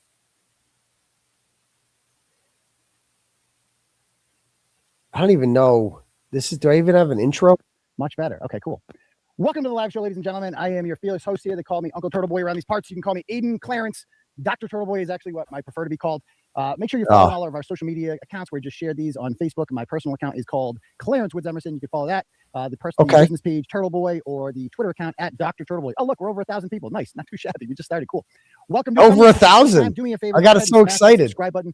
We do a recap show every Tuesday and Saturday night, normally at 9 p.m. with playoffs, the Bruins and Celtics. It gets a little bit tricky, but generally we try to do that as much as possible. Luckily, the Celtics just made absolute mincemeat of the Atlanta Hawks. It's great. So it's awesome to see that. Hopefully, we won't have too many close ones or too many delays, so we'll be good with that. Also, the homeless guy. Bell, because we also do a lot of impromptu lives. That's right. I forgot about that. Court today. Nick Schramm. I go to court a lot, so hit that notification bell so that you get notified whenever we go live as well. Yeah, I don't know if I'm forgetting anything else. Oh, we're on Rumble too. If you guys want to watch us on Rumble, let me see. Is it live streaming on Rumble right now? It is. Cool. Like, how is that? If you guys want to check us out? How was my camera work better back then? Like, I was more clear back then than I was today. You know, interesting. I was like, you see how excited I got by 1,000 people? I'd never had 1,000 people before, and this is like I got up to 2,100 on this episode. I was like, holy shit! I'm never gonna have anything like that ever again. Over there, I'll check the comments over there. Boom. April 18th, 2023. There, because eventually we're going to get kicked off of this platform. I feel like it's only a matter of time. They've demonetized this a long time ago. We haven't been able to take super chats in almost 2 years now. But luckily, if you support the journalism that we do and you want to help out, we built our own platform. It's called Turtle Chat. You can click the link at the top of the stream. Oh, yeah. It's pinned there, isn't it? It's pinned there. You click on that. All right. This crazy story out of Canton, Massachusetts, man. Let me tell you. And you know what's creepy about this story is that it's right next door to Stoughton, Massachusetts. Where we kind of chronicled another scandal involving police officers from the Stoughton Police Department that ended in Canton. They groomed and they kind of all had sex with this vulnerable young girl who turned into a woman. And this is before I knew that she was murdered. This is crazy. So this is ended up being pregnant and allegedly killed herself. Kirk Minahan has done a podcast series called The Case with That. He believes that the girl was murdered. I don't. I think she committed. I mean, but what do I know? It's just a crazy story, but you know, I support the police. I really do. Oh, you're an idiot. But it's like, man, I'm starting to how many of these stories am I going to see now? Oops. See, I didn't know. I can't. I'm not a fucking prophet. Oops. I didn't know. I can't get everything right. You know, and I see good cops like 𝗫𝗃𝗃𝗃 being stripped of their badge. Might have killed someone, but at least he's going to have less symptoms if he ever gets coronavirus. So he's take on it. Like when I remember seeing the headlines that a Boston police officer was run over in a driveway by his girlfriend in a snowstorm, and that she didn't realize she had done it until afterwards. And I went on her LinkedIn. And I remember looking at her thing. I'm like, oh man, this woman's sharp. You know, normally you don't expect that. Like college educated, works at a university, work good with numbers. Like you'd probably want to hire her. And it's like everybody makes mistakes. You know, anyone could have too much to drink and just heat of the moment do something like that. I know, it's so innocent. And I think that's kind of how it was portrayed. So I didn't really have an opinion. So I don't write about stories that I don't have strong opinions on. Yeah. But okay. It's just I wasn't feeling. People are saying the Dono link is not working. Is that right? What? What happens with the Dono link? Is that not working? Let me click on that. Better fix that. That's gonna be important. You got to get the grift going there, it's not Turtle. working. What? What happens when you refresh it? Come on, Turtle. You got to get the grift going. If you refresh it, it works. Just try refreshing it. It worked for me when I refreshed it.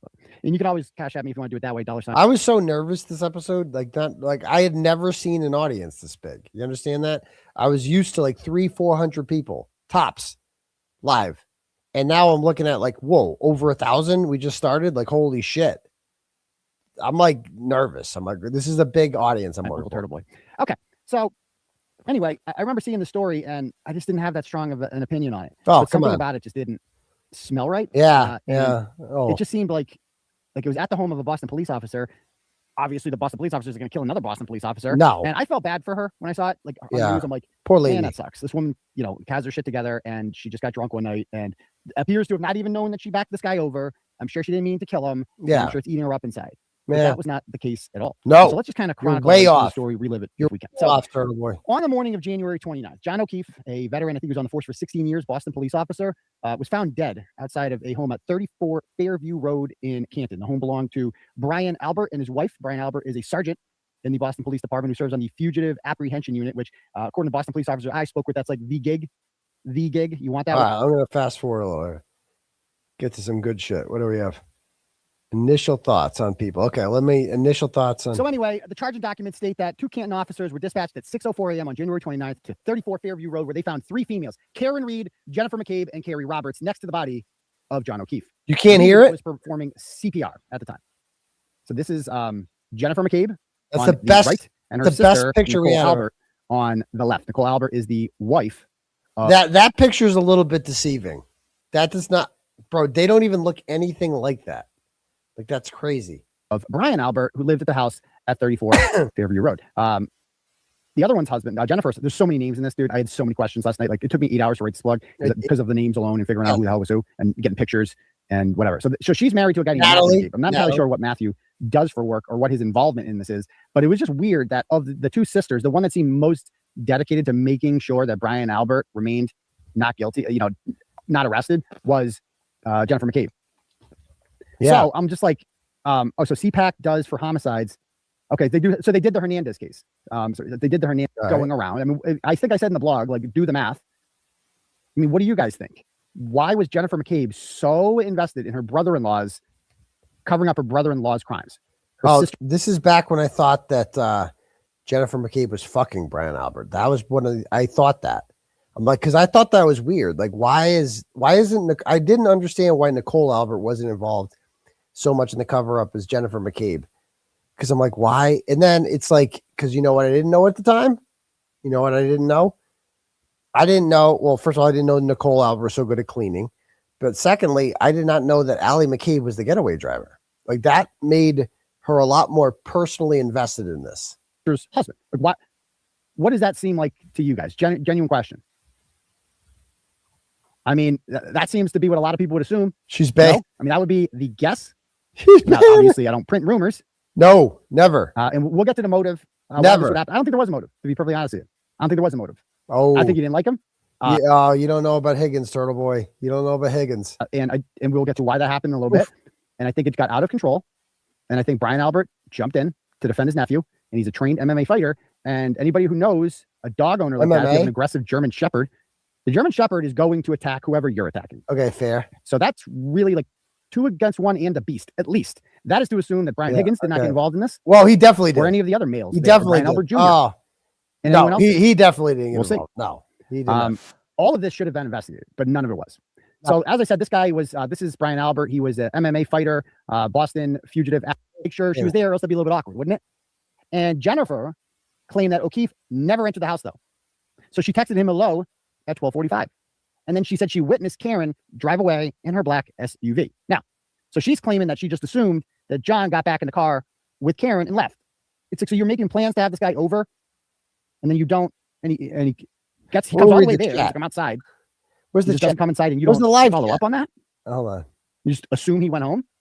So remember, that's an important detail. Remember, Jennifer McCabe believes, according to police, she believes at 12:45 a.m.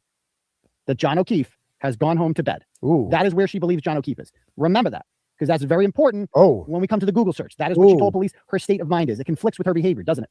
Oh, yes, I'd say so. Along with O'Keefe's friend, Carrie Roberts. And we'll get to the details of that later. Now, the Carrie Roberts thing, I had a lot of questions about because I'm like, so Carrie Roberts was a friend of O'Keefe and I think an acquaintance of Karen Read. But I don't think she was good friends with, she wasn't at the party, and I don't think she was tight with McCabe. I could get that a little bit confusing there. They didn't know each other. I think she was tight. They didn't know each other. With, I don't know if she's tight with him, whatever. That's her right there. And that's John O'Keefe. So now they're best. Sandra Bullock. So she wants to help Sandra out. So Bullock. Karen's too hysterical to drive at this point, and she's all worried. And so kind of Jennifer kind of quarterbacks the whole thing, and like, we'll all go looking together. Even though she really doesn't know her that well. And also, why are you awake right now? You've been partying all night. It's 4:50, whatever in the morning. Why are you awake? That we're going to get to that. And according to Jennifer, she says that during the ride, Karen starts asking and saying, could I have hit him? Did I hit him? Now, when I read this last year, I remember reading this last year and thinking, oh man, that's a shitty thing for a friend to do. Implicate another friend like that. But I guess it happened. It's, you know, that's tough. You got to tell the police what your friend did. But as it turns out, they're not friends. She was trying to destroy her life the entire time. So she picks her up. And, you know, why would she ask that? Now, I believe that these people were so effective at that they convinced her that she might have done this. Like, did I, like, she's asking, she's not saying I did it. She's saying, did I do this? Did I hit him? Could I have hit him? She also told the state police that Karen's SUV had a cracked taillight, which at the time would be true. At that time, it would be true. The two of them then jumped into Carrie Roberts' car and they drove back to 34 Fairview Road. When they got there, Karen immediately noticed O'Keefe's body, but the other two did not. I find this is very important because it had not snowed that much. It had not accumulated. It was snowing out, but it wasn't the kind that stuck. So there was no way that the other two couldn't have noticed his body, but they pretended not to. And that's what makes me wonder about Carrie Roberts. I'm like, so I can understand Jennifer McCabe. She's in on the cover up, but what's the deal with Carrie Roberts? Did she, like, she couldn't see it? But this woman does. And that was by design. Jennifer McCabe was in the car. Oh, they were definitely wanted to control the narrative that would be told to police. Right. She wanted to be there. She wanted to say, "Oh, we didn't notice the body, but she did." Probably because she killed him. Probably because she knows where she hit him. What? Probably. No. Like, this is all design. So the two of them then jumped into. Let me check the turtle chats. We got one turtle chat here from DW, sends $50 and says, "I'm speechless. Heck of a job today. Some serious work and balls of steel went into that story. Also, shout out to Dump Truck. The only chance for you to achieve something in life is to win Ratchet Madness. I'm rooting for you." Yeah, we'll have Ratchet Madness back on tomorrow. Also got another $5 here from Casey Mutnansky, sends 5 and says, "For real journalism lives here. Good guys win." So thank you again. If you want to donate, you can click at the link at the top. Sure. 24 hours, which is remarkable. We don't know if Chris Albert was one of the people in the house, so we have to operate in the assumption that he was not. Okay. But Chris Albert lives at 7 Meadows Avenue in Canton. 2 doors down from John O'Keefe, who lives at 1 Meadows Ave. His son, Colin. Oh, there's Colin's stupid friends. Okay. All right, ready? So these are all my friends, and yeah, we're just having a fun time at senior prom. Go dogs! Go dogs! Go dogs! Go dogs! Go dogs! So there he is with Boston Police Sergeant Brian. I was weird back then, huh? I can't even, like, you gotta, Turtleboy is like too uptight here. You could definitely tell this is like my first audience, my first show in front of an audience like this size. I'm like, you could tell I'm like nervous. I'm like all serious. Not making as many, like, I'm just not as relaxed as I am now. You know, you gotta relax there, Turtleboy. Okay, Turtleboy of Christmas past. All right, Albert, his uncle. Now, his other uncle, Kevin Albert, is also a Canton police officer, and Chris was recently, as I mentioned, elected to the board of selectmen. This picture is from Uncle Tim Albert's Facebook. Uncle Tim appears to be the loser of the family who gets by on the name while contributing nothing to the legend of it. Yeah. Okay. And he also failed. You know, this is a well-connected family that he is in charge of investing. 26, this image was taken. That would be 4 weeks almost, or maybe exactly. Well, he fell down at a party. John O'Keefe was killed. He fell down at those cuts right there. I mean, I can tell you, like, I don't think anyone would debate those cuts right there come from punching something or someone and bleeding everywhere. However, it looks like the cuts are so fresh and the scabs are so fresh that I can't imagine those could have come from hitting John O'Keefe, right? I mean, that would be pretty brazen if he did that. But it also indicates he punched something. So apparently this kid just goes around punching things he doesn't like. Oh, right. Let's see. Those are healing cuts. Could be brass knuckle. He doesn't seem like a brass knuckle guy. Has anyone Googled if his knuckles would look like? No, I have not. I'd be curious to know the answer to that. I'd be curious to know the answer to that. He's not playing football in February. It's not gonna be football. So anyway, 4 weeks is a wicked long time. Still show any kind of damage though, unless he just goes around getting in fights. I mean, that's what I picture. I'm like, if that's no. There was a party, Turtleboy. You missed it. There's a party. He fell down exclusively on his hand and braced his fall with his knuckle and cut himself exclusively on the tips of his knuckles. You don't get it. You don't get it there, Turtleboy. Keep it from something. Like, I could picture this guy like smashing 5 natty. Yeah. Nothing she says from that point on can be trusted because you lied about the most important thing, that he came into the house and you said he didn't come into the house. You lied about that. Why'd you lie about that? Ooh, who are you talking to? Because you wanted to blame it all on Karen Read. Oh. That's all it came down to. So the guy goes into the house. And someone just sent me a message about this. What's this one? Oh God. Okay. Somebody's saying that. Thank you. Colin Albert was seen by peers at school on January 30th. What? And was not seemingly different in behavior following the incident. Keep that in mind as well. Yeah, I will keep that in mind. You know what that indicates? That he's a psychopath. Well, first of all, that means I bet you that message was from Natalie. I'm guessing that message was from Natalie. Who else would send me a message like that during the first show? That's got to be Natalie via Karen. That has to be. The fact that he could go to school the next day and be normal indicates to me that he's a psychopath. That means nothing to me. Nothing. Even if he didn't kill him, he was at a house where he saw a dead body. Actually, presumably, right? He was at a house where somebody died. Oh, you're right. You're right. And he just wasn't affected at all. He should have been. I see why they would suspect him, but a typical high school kid, you can assume, would be going crazy covering up the murder. I don't think you understand how the mind of a psychopath works, sir. That's just my opinion. So anyway, my theory is he goes into the house and immediately Chris Albert starts talking shit to him. He's like, "Fuck you, I know. Fucking, you ever bring? You don't want me? You're yelling at me for speeding down the street or something? Who knows what he yelled at him for?" And John O'Keefe is like, "Yeah, you're a fucking asshole, maybe." And I think that Albert is big. He's strong for an 18-year-old, and I think he started hitting him. And okay, so they have to do something, and they're like, it must have clicked with them. Blame her. She was drunk, right? Here's what we're gonna say: pin it on the girl. Put Jennifer McCabe in charge of getting close to her. Pin it on the girl. Of going, and you're gonna go and you're gonna help her with the search. You're not going to leave her. You're going to be with her when she discovers the body. She's going to discover the body, not you. I don't know if she's going to discover the body. I don't think that was the plan. And where did she do the 3-point turn? That's where we're going to put the body. 3-point turn. And sources tell me. Turtleboy, you're way off. Higgins was involved. Oh my God. Body out of there. Oh, okay. My very, very reliable sources on this case are telling me that he. Of course, my very reliable source was Karen Read, wasn't it? Well, via Natalie. I thought Natalie was like a wealth of information. So I'm like, oh, my very reliable. No, it was just Karen. Was just telling me shit. That she thought that Higgins was involved in moving the body. But that's the way it was kind of sold to me. Was that Higgins? But I'm like, why would he do that? He was definitely involved. It's crazy that part was hidden. He was involved in moving the body and placing it there. So by 1:30, less than an hour after John O'Keefe went in the house, everyone's gone. The party's over. What kind of after party lasts 45 minutes? It's a good question. They all just leave. Good question, Turtleboy. They're gone. Yeah. And they all go their separate ways. Why would you do that if there was not like a buzzkill, like a murder that happened there? Why would everyone just leave? That makes no sense. You're missing the big point there, Turtleboy, though. How come nobody saw the body on the lawn when they left? You didn't think of that one, did you? Because you're new to this. So you got to think, Turtleboy. Yeah, drink your iced coffee. Drink your iced coffee. That's what freaks me out is that there must have been some sort of meeting immediately afterwards. A meeting? And that they all came to the agreement, all of them, that were like, she's expendable. Because who the fuck is she? We don't really know I her. don't think it was that complicated. Everyone here knows each other for a long time. We're family. We're part of this community. We don't know her.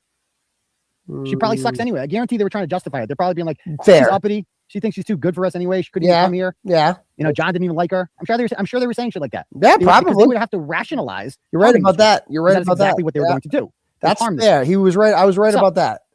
Unfortunately for them, Karen Read is an extremely intelligent and well-resourced woman who can afford world-class representation. Her attorneys filed a motion demanding forensic audit of Jennifer McCabe and Brian Albert's cell phones for all communications before and after the death. When they received the information last week, they got this information. They've been looking for this for a long time. They finally got it. Picture the jaw drop moment when her attorney and her read these messages. Picture the light bulb moment of elation that they had when they saw these messages. That they withheld these for over a year. As I said, he's a highly trained fighter, blah, blah, blah. Actually, we'll get to what the message. It said, how long to die in cold? At 2:27, she Googled that. We're going to go over the timeline for that in a moment. Now, this guy lives across the street. Tom Kelleher. Oh, yeah. I don't know if he's the new chief now. No, he's not. But the other guy, the guy that showed up at the scene of the crime miraculously, found some shards of glass, he recently retired too. I didn't even put that in the story. I found out afterwards. What? He recently retired too. So this guy, the deputy, lives across the street. And that's his home right there. Yeah. Oh, yeah. Yeah. Okay. And across the street, where I circled over here, is the home of Brian Albert. I had never been. No trees here. He's got a Ring camera in his door. Dude, yeah. A Ring camera is going to catch this. It's going to catch this. You're right about that. Definitely going to catch sound. Well, first of all, according to Gallagher, it's an Arlo camera, and it just doesn't pick shit up directly across the street from it. Nothing. And no, I got an urgent care appointment tomorrow at 10 a.m. So desperately needed because I'm not getting any better. There is a lot of movement there. A body is dumped there. It's going to catch. Anyone who has a Ring camera knows that. But he tells police, I'm told, I don't have nothing suspicious on there. And they trust him because he's a cop. He's a cop. So of course they trust him. It was not subpoenaed. So Jennifer McCabe searched how long to die in cold and then deleted all communications between herself and Albert. Deleted it all. But when you do that, it's forever. Like there's a digital trail. They're going to get it. But she, figured that she was good. Yeah. And she took calculated steps to make sure that this was all covered up. See, I'm reading Alan And Jackson's This affidavit. is the attorney's paperwork that he filed in court. Again, this is his theory about what happened. So this is not, we don't know this as a beyond, definitively. But this is what made sense to him. And it's what makes sense to me too. And I think to a lot of people. So, questions here. If Jennifer McCabe did not think that it was unusual for John O'Keefe to leave like he did, remember, she's like, he showed up and then he just left.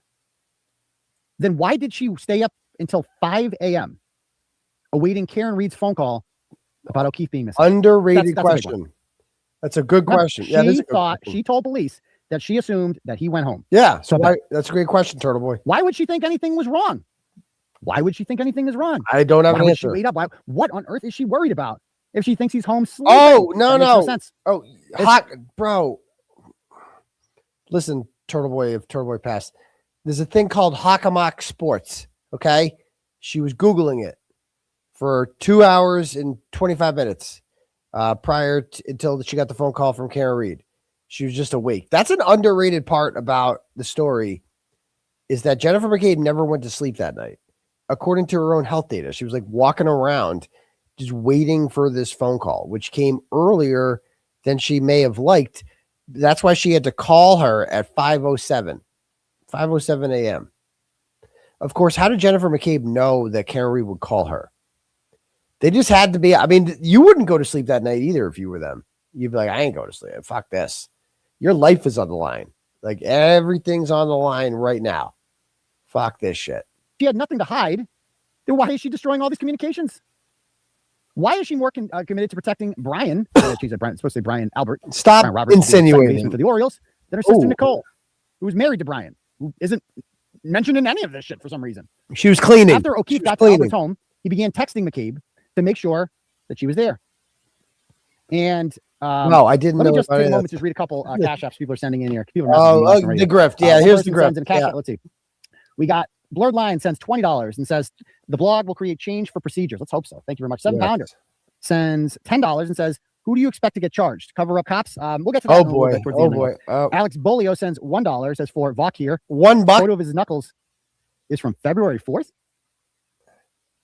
February 4th? How do you know that? It never falls. Mr. Bolio. That picture is. What do you say? Photo of his knuckles is from February 4th. No, he's wrong. That, ladies and gentlemen, if that's true, that changes everything. No, it's not true. That is like, stop it. Holy shit. Don't go full February 4th. Sean of the Golf. That would be less than a week afterwards, wouldn't it? That would be crazy. I don't even know who Sean of the Golf is. Turtle Chat's here. Shayna sends $20 and says, what you do is important, and I truly believe someday you'll get the recognition and platform you deserve. Well, thank you very much. Oh, get over Shayna, even I'll just build my own damn platform if I don't have to. So thank you. Paul sends $10. He says Turtle Boy is the number. Yeah, I was so humble back then and just awkward in general. I wasn't funny at all. Like this is my first show like this. Like I'd never had an audience this big. Like I'm speaking to a large audience for the first time. I'm not my normal self right now. I'm getting used to this.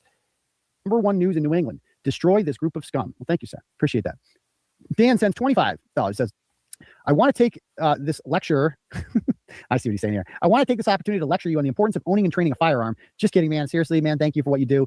I'm a huge fan and supporter. Thank you. I had a little tweet rage about that. I'm so sick of people telling me to get my LTC and get a gun. Yeah. And we live in a corrupt world. Stay safe. Thank you, Fuba. Okay. Yeah. Back to this. Any other like after you see the body, and that's how you know Proctor's a piece of shit. Oh, really? Asshole. You're right about that. Okay. He's not stupid. He sees the body. He sees the bite marks, and he sees the skull fractures. He's like, this doesn't come backing over you during a 3-point. No, it's not going to happen. He knows that something else happened here, and he did not pursue it at all. That the actual crime scene, he figured it out, was never once searched. Well, that house is probably covered. 545. Covered in John O'Keefe's DNA. It's probably everywhere. It's probably got blood everywhere. You cannot get rid of blood. It's invisible. You'll never get rid of it. Yeah, you can find it. Everyone gets caught with blood when they kill someone inside of a home. True. There's always a drop everywhere, and there's going to be no explanation for why he was ever in there because he's never been there before. That alone, it's like, dude. And they did not even search it. They never searched the goddamn murder scene. They're like, she did it. It was all her. Okay. Yeah. One witness named Ryan Nagel, who was the only person that Proctor spoke to who was not related to this clan of people. He goes there to pick up his sister Julie, Oh, Who you're ends gonna up love staying, her. which I thought was a little weird, but I guess I don't know. Like it's like, hey, if I go to pick up my sister at the house, and then she's like, nah, I'm just gonna stay. But like, bitch, I could be sleeping right now. Why'd I come pick you up then? But I guess people change. Right. I guess it's not that weird. It's So no, it's fucking weird, Turtle Boy. You were right the first time. Your instincts were right. That was really weird. Why would she call for a ride and then tell him like, nah, I'm good? Like, no, I'm just gonna go and finger blast 𝗃𝗃𝗃𝗃. Like, what's her plan for the night? Oh, I just gotta go. Some chicks here. You gotta stick around. Some nice fucking piece of ass here. Some nice tail. You know, because I mean, Nagel's there. Just again, every guy in the house is going home. Every single guy. I'm just gonna go home and jerk off. And fuck it. I can't compete with Nagel. No familial ties and no reason to frame Karen Read. He was the only witness that said that Karen Read dropped off O'Keefe. This is not drama. He did not see any damage to her vehicle. He heard no screams. He did not see any bodies on the ground. And he did not see her operating the vehicle erratically. He saw her sitting with her hands at 10 and 2. And that he witnessed Karen Read alone. This directly conflicts with Brian Albert and McCabe's story that O'Keefe never entered the home. Because if she's not in the car, he's not in the ground, got to be in the home, right? He's not taking a leak out back. Got to be in the home. Probably. Definitely is in the home. Maybe. Additionally, O'Keefe's phone tracked him walking up and down the stairs, okay, from 12:20 to 12:32, I believe it says. So, nope. I believe he was the last movement I think they had from him was at 12:32, but don't hold me to that. So, he's in the house. There's no doubt about it. O'Keefe took his last steps at 12:31. Oh, no, actually, the only statements regarding the events that transpired inside the Alba residence after O'Keefe took his last steps at 12:31 are the self-serving statements of Jennifer McCabe, Matthew McCabe, Brian Albert, and his close friend, Brian Higgins. Yeah, the state police and DA's office deliberately kept all this information from the defense, which seems like an ethical problem, including Jennifer McCabe's incriminating Google search, which would immediately have ended this from the start. They really care about Jennifer McCabe's cell phone analysis shows that she left the house at 1:47 a.m.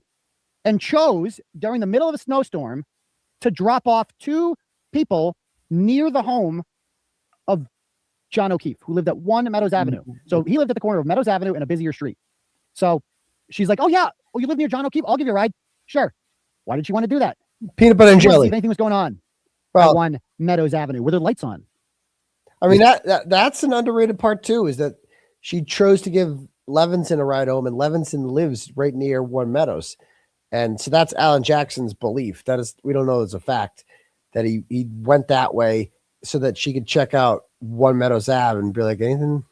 Wouldn't you? Wouldn't that make sense? Like, see if anybody's up.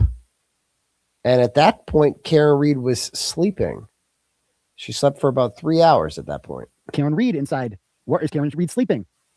Or is she onto something? Like, how prepared do I need to be tonight for this shit? So, she does that. That's weird. At 2:23 a.m. And by the way, why is she leaving at 1:47? I thought it was an after party. She's leaving. Okay. At 2:23 a.m., her Apple Watch recorded her going to her bedroom. Yeah, you're missing the best part, Turtle Boy.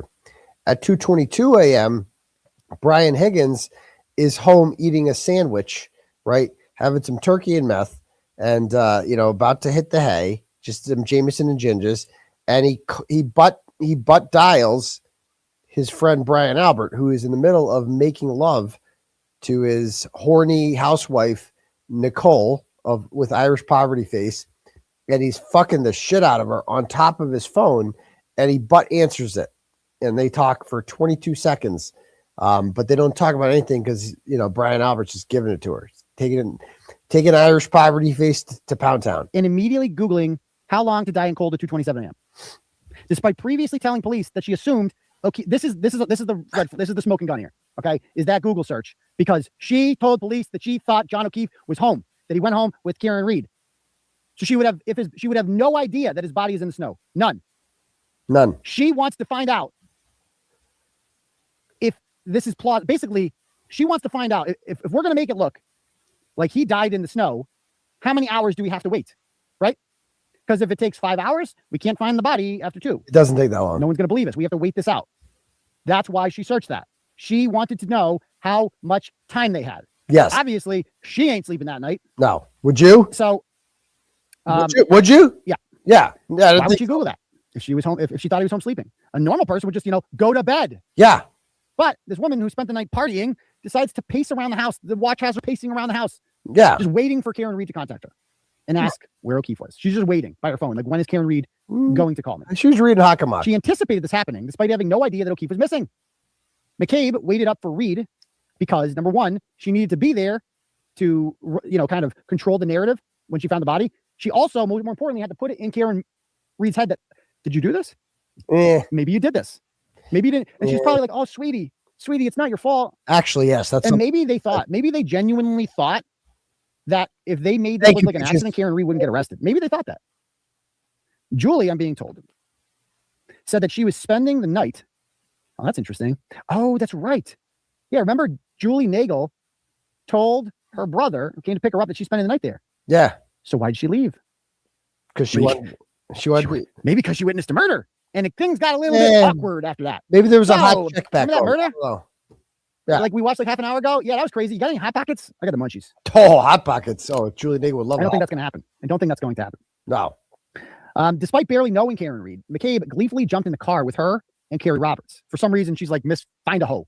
Oh. This intentional delay guaranteed that O'Keefe would be dead by the time anyone found him. She wants to delay this as long as possible. That's why she Googled how long to die. The longer it took Karen Read to call, that's why she went to the home to see if lights were on. She's like, please be sleeping, please be sleeping, but she wasn't. Because Karen Read is too smart for them. And she wants to be able to control this narrative. Remember, she initially told the investigators that Karen Read brought a drink from another bar into the waterfall bar, which only a drunken, low-class individual would do. But this is contrary to... Okay, all right. That Karen urged me to do it, right? So she decides that she's going to, try to cover her tracks by Googling the same thing again. What do we have here? From the night he died, in which Read allegedly told O'Keefe that she hated him. See what I'm saying? This is bullshit. O'Keefe's niece and See what I'm saying with this bullshit? They're trying to make it seem like they have a script for this. Oh, it's a domestic relationship. Here's what happens. They're mad at each other. It goes too far, blah, blah. So just put the pieces in place. They've already got the script. You just need the piece. Oh, you got a text message saying that? Perfect. Throw that in there. All set. It's like, cookie cutter for how to get somebody on a domestic murder. Nephew who lived with him allegedly told police that the couple fought constantly about the relationship and breaking up before his death. Prosecutors point to a broken taillight on Read's SUV. All right, who are these people? So this is like before. I mean, this is before. I don't know what month this is from. There's Karen outside of court with her mother, Nathan. I don't know who that is. Of which were allegedly found near O'Keefe's body to suggest she ran her car into him. A forensic pathologist opined that significant blunt force trauma injuries occurred prior to Mr. O'Keefe becoming hypothermic. Blunt force trauma. Cuts and bruises were found on O'Keefe's head and arm. Somebody being hit by a car, I would submit, does not look like they had been punched out by Mike Tyson. Right, duh. And the victim here looked like he had been punched out by Mike Tyson. Read's lawyer, David Yannetti. A hard surface for you or me? That a death at the homeowner, and that there some even chain taillight shards that were found at the crime scene. With that's what you're alleging. Yeah, this is for comment as well. I think it was it's huge. This whole case for the jury. Light. He dies. Her video from as she pulls away. Oh, here it is. Okay, here we go. And this is what the video. Here, look at. So this is on the night. Notice all the snow. This is the Ring camera footage of it. Here it is, Vinny. So she's pulling out in the black SUV, and that's the victim's SUV parked. Ready? Watch this. And the defense says that she makes contact, hits the victim's SUV. Oh, that's definitely contact there. Definitely contact. Yep. And I believe that is the same tail light right there, damaging that back right passenger side tail light. And they also claim you got it right. Other shady things that happen here. We're almost done. I had to go to the scene of the crime on a hunch and noticed even more pieces of the tail light from his moving single person in that house. Even Nagel, they can all be charged with murder. Of course, you're not going to be. There will be deals, and I'm sure that the police can leverage that to get deals. Oh, okay? That's not going to happen, Turtleboy. No. And so, actually, the guy who messaged me that says that I'm not arguing. Hold on. Single person in that house. Even let's be very clear on that. How do you feel it's okay to spread outrageously harmful claims about a 19-year-old kid with no evidence? Okay, how do you feel it's okay? Wait, hold on. And I did not realize until after I wrote this story how other people believe this too. I've received many messages, and I did a blog on this, on these messages I'm getting from these people, all covering for him, like that she did this. What? Like they don't even want to think about the possibility that it wasn't her. They have vilified this woman in their head. She is subhuman to them. And they're like, why are you believing these narratives crafted by the defense? Well, because she has a right to be heard too. And their narratives make fuck all more sense than yes. narratives. Yes. Okay? Get him, Turtleboy. Yes. Clear on that. Get him. There's the passion. Outrageously harmful claims about a 19-year-old kid with no evidence. Okay, how do you feel it's okay to spread out outrageously harmful claims about a 40-year-old woman? Thank you. With no evidence. There's no evidence she did any of this. Yeah, none. It's sickening that you will be so willing to destroy an innocent person's life. Hello, self-awareness. What are you doing to Karen Read right now, stupid? Jesus, open your... See, this is why Karen Read that's why I think this is when she sends Natalie a text message. She's like, get him, Turtleboy. There's the passion. There's the fire. Like, can we stop acting like Karen Read doesn't like passion, fire, and naughty language. Like, stop it. You guys, we've heard the voicemails. Like, Karen Read's an adult. She'll be okay.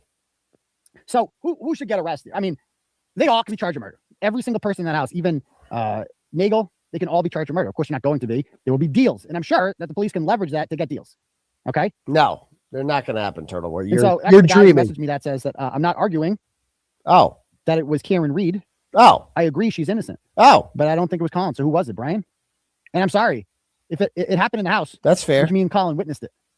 Which means Colin is a joint venturer. They're all murderers. Every single person in that house is charged with murder. Yes. They won't be. And they will leverage that against them. No, I am sure. No, they're not. You're murder for something you didn't do? No. You ain't gonna take the fall for these people. No, they're you ain't gonna take the fall for these people. They get away with it, Turtleboy. So anyway, I think in my opinion, you know, if this theory is correct, Brian Albert. Like, I didn't know what 𝗬𝗏𝗃𝗃 was. I didn't know what Brian Tully was. There were so many names I hadn't heard yet at this point. Like, I knew the basics. I barely knew what Brian Higgins was. There was just a lot to learn. I didn't know what Allie McCabe was. Caitlin Albert, Tristan. I didn't know what any of these people were. And Colin Albert were involved with then they should be charged with first-degree murder. I don't know what the charge would be for Proctor. He obviously was not there that night. But what he did to go out of his way, I mean, the corruption involved in that. Yes, to wrongly implicate an innocent woman who we knew was innocent for murder in order to cover for his friends. Thank you. To abuse his office, to abuse his power. Oh, it's a whole different set of charges. Jennifer McCabe was in the house. That's a murder charge if they want it. But orchestrating the cover-up too. You know? And yeah, like the attorneys here, Yannetti and Alan Jackson. Yes. They're good. They are good. Google them. Oh, yeah. Oh, yeah. You think they're intimidated by some small town Massachusetts? Get them. Get them. Family? Get them. Come on. No, laugh at that. Not at all. They're going to eat you townies for lunch. Yes, they are. Done. Yes, I was done. right. I was I hope right. they have lawyers. They definitely. They all do. They all get them. The Canton police need a complete duo. Yes. What the whistleblowers are. Yes. The Canton Police Department. They should be the chief, and the chief should be setting pins in the bowling alley somewhere. Well, yes, she sucks. Screw up in this. She's no good. And Karen Read, you know, I felt bad for her at first because I'm like, oh man, she probably can't make much money right now. I don't know really how. She's got a lot of money saved up because she's very frugal, I'm told, and good with finances. But she can't go back to the finance world after this. It's too awkward. No, right? She can't. Too much has happened. But she's not going to have to. Karen Read is going to be a rich woman.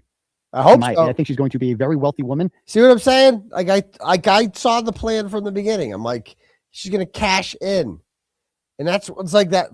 You go back to the intervention thing. Like, I had high hopes for Karen Read. I want, like, this is me on April 18th saying, I hope she gets rich, man. She deserves to be rich. I want her to be rich.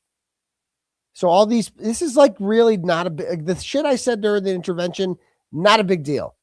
Like, it came from a place of love. Like, we all want her to be rich. Some people think that like, it all came down to the fundraiser. My take on that was like, Karen can make her own money. Like, I don't think that's that crazy of a take. I'm all for giving money to her fundraiser, like all for it. You know, my point here was Karen Read she's worth a lot of money, man. She is. She's worth a lot of money. Like, what does value mean? Like, what does what you're worth mean? Like, somebody like, I don't know, pick AOC, right? How much money does she have in her bank account? I don't fucking know. But she's worth a lot because she's famous, right? If she wants to write a book tomorrow, it will sell millions of copies. If Karen Read wants to sell a book tomorrow, it will sell, I don't know if millions, but it will sell a lot of copies, right? That's what value is. That's what your worth is. Like, your worth is your ability to make money. And I always envisioned that when this was over, Karen Read would have the ability to make money, and she does. So the things that I said about her, right, were like almost like, come on, you can do it. You know, like it might come across as tough. It's tough love. That's what it is. Tough love. It's really not that big of a deal. People are like, you're shitting on her. Look at what I was actually saying. It's not shitting on her. It's being like, you can do this. You can make your own money. You know what I mean? That's all I was saying. I feel like that's not that bad of a, like, that's not that outrageous of a take. You know, it's not being anti-Karen Read to say something like that. You know, it's like, because clearly and she's going on Rotten Mango, right? I certainly fucking hope she's paying her. That chick's got 6.1 million subs, right? 6.1 million subs. I don't know how much she's going to make off of the Karen Read interview, but she should be paying her a substantial amount of money. I guess this counts as like her first real interview. And some people are like, how mad is Turtleboy going to be on this? Why would I be mad? Do you think I was expecting an interview at this point? Are you crazy? And I was never going to get it anyway. Like, let's be real. I was never going to get it. And she was like, she told me that the day after the verdict, a couple of days after the verdict, that, yeah, no, like nothing personal, but I have to sell out to the highest bidder, you know? And I'm like, yeah, definitely, you know, definitely. I first heard of Rotten Mango on when Melanie Little had me on for her interview with me during the Whore Tour. And so she's like, yeah, she's wicked. She was just about to cover. She didn't cover the Karen Read case at all until it was over. So yeah, I mean, it's just all these people that are like, it's like, yo, chill out. You were so mean to her. Yeah. I speak, that's my language. It's like tough love. You know what I mean? It's, you don't know, like, that's just how I talk. That's how I coach. That's how I do everything, you know? And I think that she will be able to dedicate the rest of her life to being a public speaker in order to, she could start a nonprofit, an Innocence Project kind of thing. Because how often does this happen, man? That's what, and of course, sue for millions and millions of dollars that you're going to get, that you're going to settle. They're not going to take it to court. They're going to settle it. They're going to write you a fat check. State police, local police, district attorney's office. Sue them all. Yeah. They all knew. Yeah. That was to the Alberts. Yes. All their assets. Yeah. Everything. Do it. Sue them all. Do it. She will never have to work another day in her life again, but I'm sure she'll want to. And I think she can dedicate the rest of her life to being some sort of public speaker or running a nonprofit. See what I'm saying? Counseling people who have been in the same thing. She can use this for good. And from what I hear about this woman, that is her plan. Because Karen Read is a winner, folks. Oh, she's a winner. See, look at me. She's a stronger person than me. Ooh. I would have been depressed and defeated at this point. I mean, I would have fought back. But from what I understand, you even like look at her outside the courthouse, how confident she looked. She looked confident, man. She did. She ain't worried about this at all. Yeah, she did. I figured her out. Every other person, you know, in that house should be charged with obstruction of justice as they witnessed a crime and never reported it and watched and read the newspapers as this innocent woman was charged with manslaughter. Okay? That is the kind of fear that the Alberts put into these people, which that's going to have to be the defense. I was scared shitless. That's why I said nothing. So, okay. So that's a crazy story. Got a couple turtle chats here I want to read. Kim sends $10 and says, for always making us smile. You should have been a detective. I would love to be a detective, actually. I'm meeting with the Holden police tomorrow. Yeah. Okay. Cover-ups, running the family. I went to school with 𝗃𝗃. He killed another driver back in the 90s in a drunk driving accident. Yeah. What? Yeah. Funny how that was scrubbed for Peter Berger. That's pretty wild. Thank you, Kim. Yeah. And holy shitball. That's when I'm finding out the Peter Berger story for the first time. It's like, what? Like this story, I'm telling you, this story had nonstop twists and turns. I didn't know shit this night. I knew the very basics. Like, what, 𝗃𝗃 killed a man? Is that what you're saying? Yeah. Yeah, he did. Hit and run. Jack sends $500 Ooh. And says, yeah, Jack's been missing. I'm back after a hiatus. Almost got a divorce over watching too much Turtleboy live. Oh, please don't tell my wife I'm watching tonight. Very proud to support your reporting. No, don't get divorced over me, dude. It's okay. His wife. Don't get divorced over Turtleboy. Compromise. No, do compromise. Don't compromise. So I appreciate. Wow, that's very generous of you, Jack. I really, really appreciate that. So that is that. Do we have any cash apps I need to read off here? Let's see. No, I think. The grift is weak. Cash app. So the grift is weak. Thank you guys for all those. Okay, and thoughts on the Dominion and Fox News settlement attempting to cover a criminal proceeding outside of West Rocks. Knocks on the door, very faint.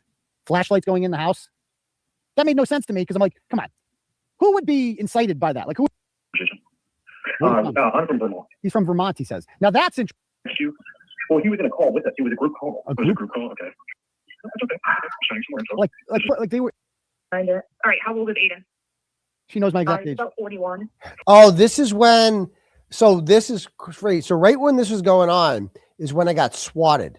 This crazy chick, Victoria Haskins, and this other asshole, Tonic, they called him, Zachary Martin. They both did 911 calls on the same day saying I was suicidal. And I got the 911 tapes and I play them at the end of this episode. Let me play this here. I believe Aidan. She's was just on the phone with someone. His name is Aidan Kearney. and he said he was going to he had a gun in his mouth, and I was wondering if you guys could do a welfare check. What? I'm very concerned. Listen to how she says with a straight face. He has a gun in his mouth.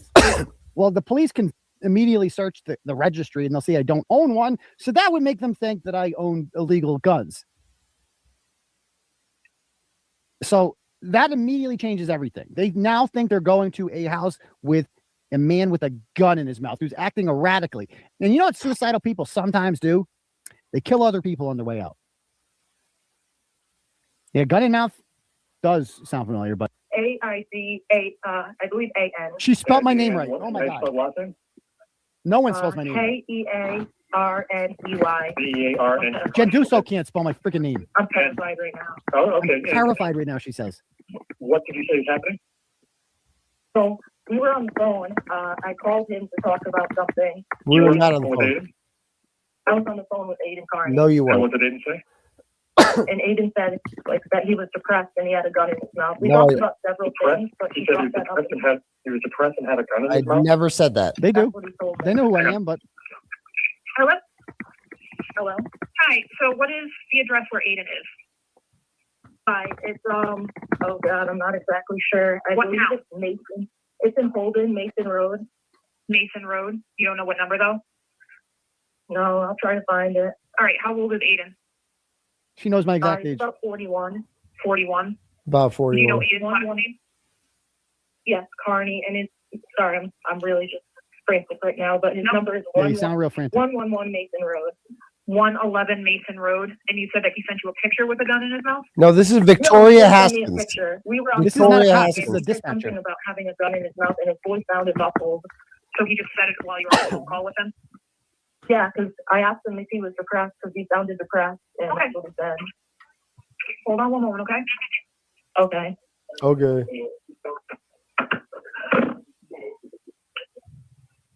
All right, so what is Aidan's phone number? Oh, let me get that. So Yeah. I believe it's a Honda something. I'm not too good with cars. Sedan or SUV? It's a CRV. I think that's an SUV. Okay, I do you just know know what what color? it's White. Yes, it's gray. No, it's Alright. white. It's actually not All good, right, but- hold on the phone for a moment, okay? Do you have, Yeah, she did. Gray or light blue. I'm sorry, what color? It was Gray or white. light It's blue. It's white. actually neither, but It's white. that's what I'm Jason thinking, Hayes Carla. doesn't update. That's what I'm He's looking 21 into year here. old Like, party. the United States Capitol right now. Shit can play a game. And I was just wondering if I could stay anonymous because I Oh, feel you'd he like would be that. mad at me that I did this because He's gonna be mad at me that I did this. And Howard, do you know him? What's your relation to him? I actually know him because he has. No, she did not get charged. I ended up getting a restraining order on her for a year. And we had my hearing on this like a couple weeks later. But she was never charged because I was not the victim of a crime, the police said. They said that technically the victim of the crime was the police because she lied to them. And the police, so this was like this happened in the afternoon. And then the other swatting came at night at like 2:00 in the morning. I got swatted. Blog online and I'm one of his fans. I'm one of his Jason fans. Hayes is a fan that was speaking to him on the phone. Okay. And I just like to. Can I grab your name? Can I'll- I stay anonymous? I'll Because answer I'm this afraid after. He's going to be mad. No, we don't give him who called. It's for our record, so that way if my officer needs to call you with any more info or anything like that. And by the way, what's the point of leaving a name if you can't confirm who you are? Like, this policy is Yep, it's 401 999 4406. 4406. And do you live in the area or are you from somewhere else? it's a I Rhode live in Island. Vermont. I'm in Danby. She gave a Danby, Vermont number. Danby, yeah. Nah, she Okay. lived All right, in we all get heading that way. If you get any more information or if he reaches out to you, just give us a call back, okay? she lived in Rhode Island actually. Thank you so much. Thanks. Steve, this dumbass was the one that actually called. I mean, it makes sense because who the hell's gonna be incited by him? That makes no sense. And I am going to prosecute him. Flashlights, but I will be job. Hopefully, justice. Let me hear the other call. This is the other call from Zachary Martin. Thought it was him the whole. Listen to. Kearney, Aidan Kearney. Listen, this is the other swatting call. This is the one at 2:00 in the morning. Yeah, hi. I have this man I know, Aidan Kearney. Aidan Kearney. He's threatening to off himself online. Aidan Kearney, you said? Yeah, he's at 111 Mason Road, Holden, Massachusetts. What's his address? 111 Mason Road, 111 Holden, Massachusetts. Yeah. And dox myself. Threatening to off himself, you said? Dox myself. Yeah, it's really concerning. I don't like this at all. What did he say exactly? Listen to this. Listen to this. Just straight up, he's depressed and he wants to kill himself. Did he say directly that he was going to kill himself? Yeah. Did he say how he was going to do it? Yeah, he said he was going to wrap his car around a tree. What? At 2 a.m? I was going to in my house. Like I said, sir, I don't like this at all. This guy's the biggest. Think how asshole. fucking deranged this is. To do this, I don't know this person. I've never written about them. My interactions with them are limited. Title. For the sole purposes of sending men with guns to my house, you can't just poo-poo someone. Please check on him. For egregious violation of public He said it trust. one more time, sorry. I don't like this at all. This is very concerning. Very If I get someone out there, just please check on him. Gotcha. Let's see here. Did he say this to you directly over phone call, over text? Oh, he said it to.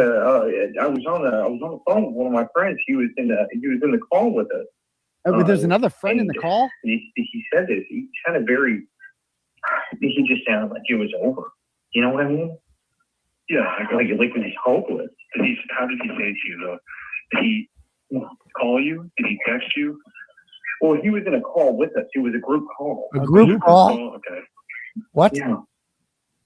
So if I'm the dispatcher, I would ask who else. Is it? My name is Jason Miranda. Jason Miranda. No, his name's Zachary Martin. Where are you from? I'm from Vermont. He's from Vermont. He Vermont. says. Now that's interesting. No, he lives in Florida. That's interesting because the girl who called earlier. No, but they must be. He must know who she is. He must. Yeah. They have to be working together. Yeah, but years ago, you know, I didn't think it would get to that again. But he's in his 40s. I think he's about 46. 46. That's John O'Keefe. He's 46 years old. Imagine like being a grown. Seriously, this guy's in his 30s. Okay, Jason. Jason. Shady part. 616. Get the text message that I got on March 20th, 383. It's goodbye. That they're gonna kill me. You're gonna find out soon. Yeah, these are We'll be the seeing you tomorrow. these are the kind of messages I always used to get. This is from like the call, the number on the 911 call sent me this text message saying, "You fucked up, Aidan. We'll be seeing you tomorrow. We'll get you when we get there, pedophile. I'd kiss the wife and kids one last time. It's a threat, it's a promise, not a threat. You'll find out soon." Fucking, is he the dumbest? He couldn't trace who called. For his voice right away. But years ago, you know, I didn't think it would get to that again. But he's in his 40s. I think about, hold on. So my number is 5728. 5728, and that's your number, right? That's not your number. Call me. Give me just a Driving right now? Do you know if he's at his house? One of those guys spoke to him. Last time I heard he was at his house. I don't know where he is now. That was 40 minutes ago. He could be driving around. I don't know. I just could be driving around. Like they were. He was prepared. He had the police believing that I'm just driving around trying to go into a tree. So he's going to have police officers driving all around the town of Holden looking for my vehicle. Not good. Not good. This is insane. Do you know what kind of car he drives? I don't. I haven't been to his house in years. He could have gotten a different car. I don't know. He's never been to my house. And you said this all 40 minutes ago, you said just about? Yeah, just about 40 minutes ago. 40 minutes ago, okay. I'm going to go ahead and transfer all this information to my officers. I'll let them know what's going on, okay? Okay, thank you. Okay. No problem. Now listen to the other one. The other call. Go back if there's anything that changes, if you hear from him, anything like that, okay? The other call's even more deranged. Yeah, these calls are the same day. Listen to this one. So Just on the phone. this one, the one from the girl was at 2 p.m. and the one from the guy was at 2 a.m. No, the girl was like 5 p.m. So the cops showed up at my house at like 5 o'clock. And they're like, we just got a message saying you had a gun in your mouth and you're going to kill yourself. And I'm like, nope, definitely don't do that. Nope, not doing that. All set. And then the other call came at like 1:30 or 2 in the morning. And that's the one that said I was going to wrap my car around a tree. And so the cop that showed up at like 2 in the morning, I was sleeping on the couch and I woke up to like tap, tap, tap on the window of, they didn't ring the doorbell. And I'm like, it was even scarier. It was like tap, tap, tap, tap. I'm like, what the fuck is that? Now keep in mind, I have a lot of enemies. I get a lot of threatening texts. My kids are upstairs. Okay. And I hear like they were hitting the window glass with their flashlight. Like they didn't want to, I guess, ring the doorbell. And so they just banged on the window.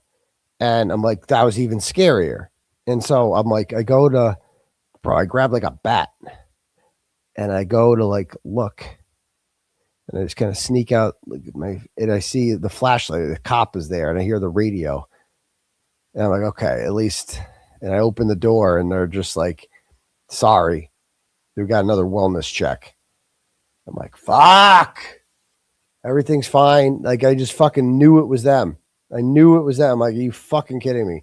Now, I hadn't heard the 911 tapes yet. So then when I got the 911 tapes, right, I get the public records request. I got them, immediately recognized both voices, immediately recognized them. The first voice, the girl's voice, I didn't know. I recognized it. I'd been getting prank phone calls from that number for quite some time, like harassing phone calls all the time. I figured out who she was. Her name was Victoria Haskins. I ended up getting a restraining order on her. The other one, Zachary Martin, he goes by Tonic online. And yeah, they woke my daughter up. My daughter got out of bed. My ex-wife was like, what's going on? Like, they were scared, man. You know, everybody was scared. And I'm like, I was fucking furious. And so Tonic, he goes by he just like does like online panels and shit with other trolls. And like they were just upset. Like, they were all friends with 𝗫𝗄𝗄𝗃 𝗃𝗃𝗃𝗃. Like, that's all part of that crew. And like, this is what they did, you know? And so the Karen Read story comes along and I like write about it. And I was so happy to like, this huge story comes along where I just leave all these other losers in the dust. And then 𝗫𝗄𝗃 𝗃𝗃𝗃𝗃 got involved in that. She just had to. She had to involve herself in it. She had to become Jennifer McCabe's best friend. You know? So there's that. All right. Let me read some turtle chats. All right. Let's see what we have here. I forgot. That was the same day I broke the story. Holy shit. All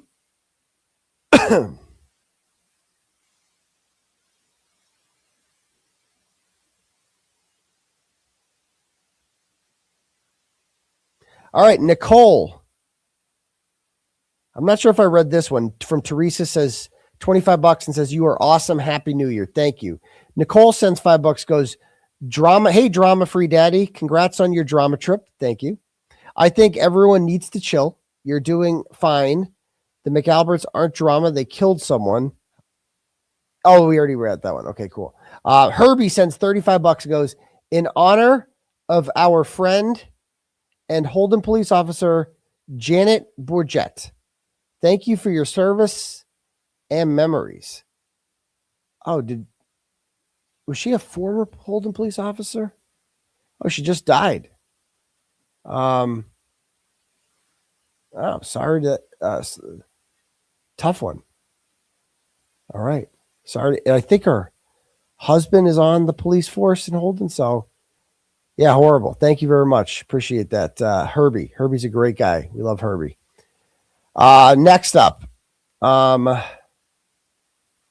Nicole sends $5 and goes, hey, daddy, you don't seem like a tea guy. I like iced tea, but I recommend you drink several cups of lemon and ginger tea throughout the day and invest in a 𝗏𝗏𝗏 to clear your sinuses. It helps so much feel better. I'll give it a shot, Nicole. Thank you. It's just like, it's been horrible, man. I can't wait to feel normal. I can't wait. Just need to feel normal. Dana, I don't know, sends $20. Goes, I am on replay, so sorry if this was already said, but LG went on Ray from Dallas with Grant Smith-Ellis. I think that was a while ago, right? She talked all about what happened with JN. Does that mean JM? Or Julie Nagel? Oh, right. She spilled all the tea.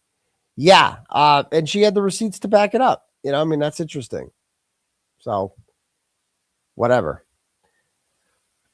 I mean, I never thought I'd see the day where I'm like being aided and supported by Lindsay Gattani and Grant Smith-Ellis while being actively attacked by, you know, She Who Shall Not Be Named and the Grant Smith-Ellis parody account. I never saw that one coming, but here we are. But all right, cool. Let me read any Cash Apps.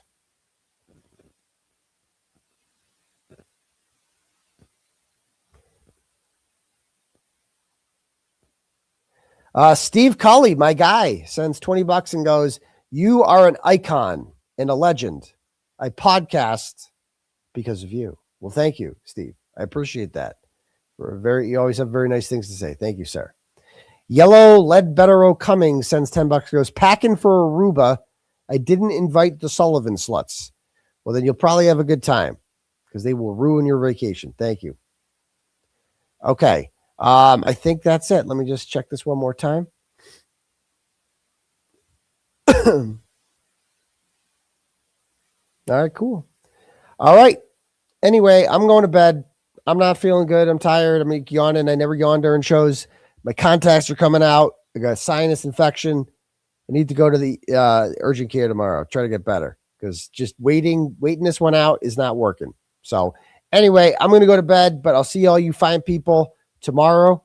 You guys keep up the great work, and we will see you guys all for the Bus Stop Live tomorrow, and then we'll have everything else going on for Sex Cult. Might be tomorrow night. All right. 𝗵𝗵 𝗧𝘂𝗶𝗄𝗆 outie.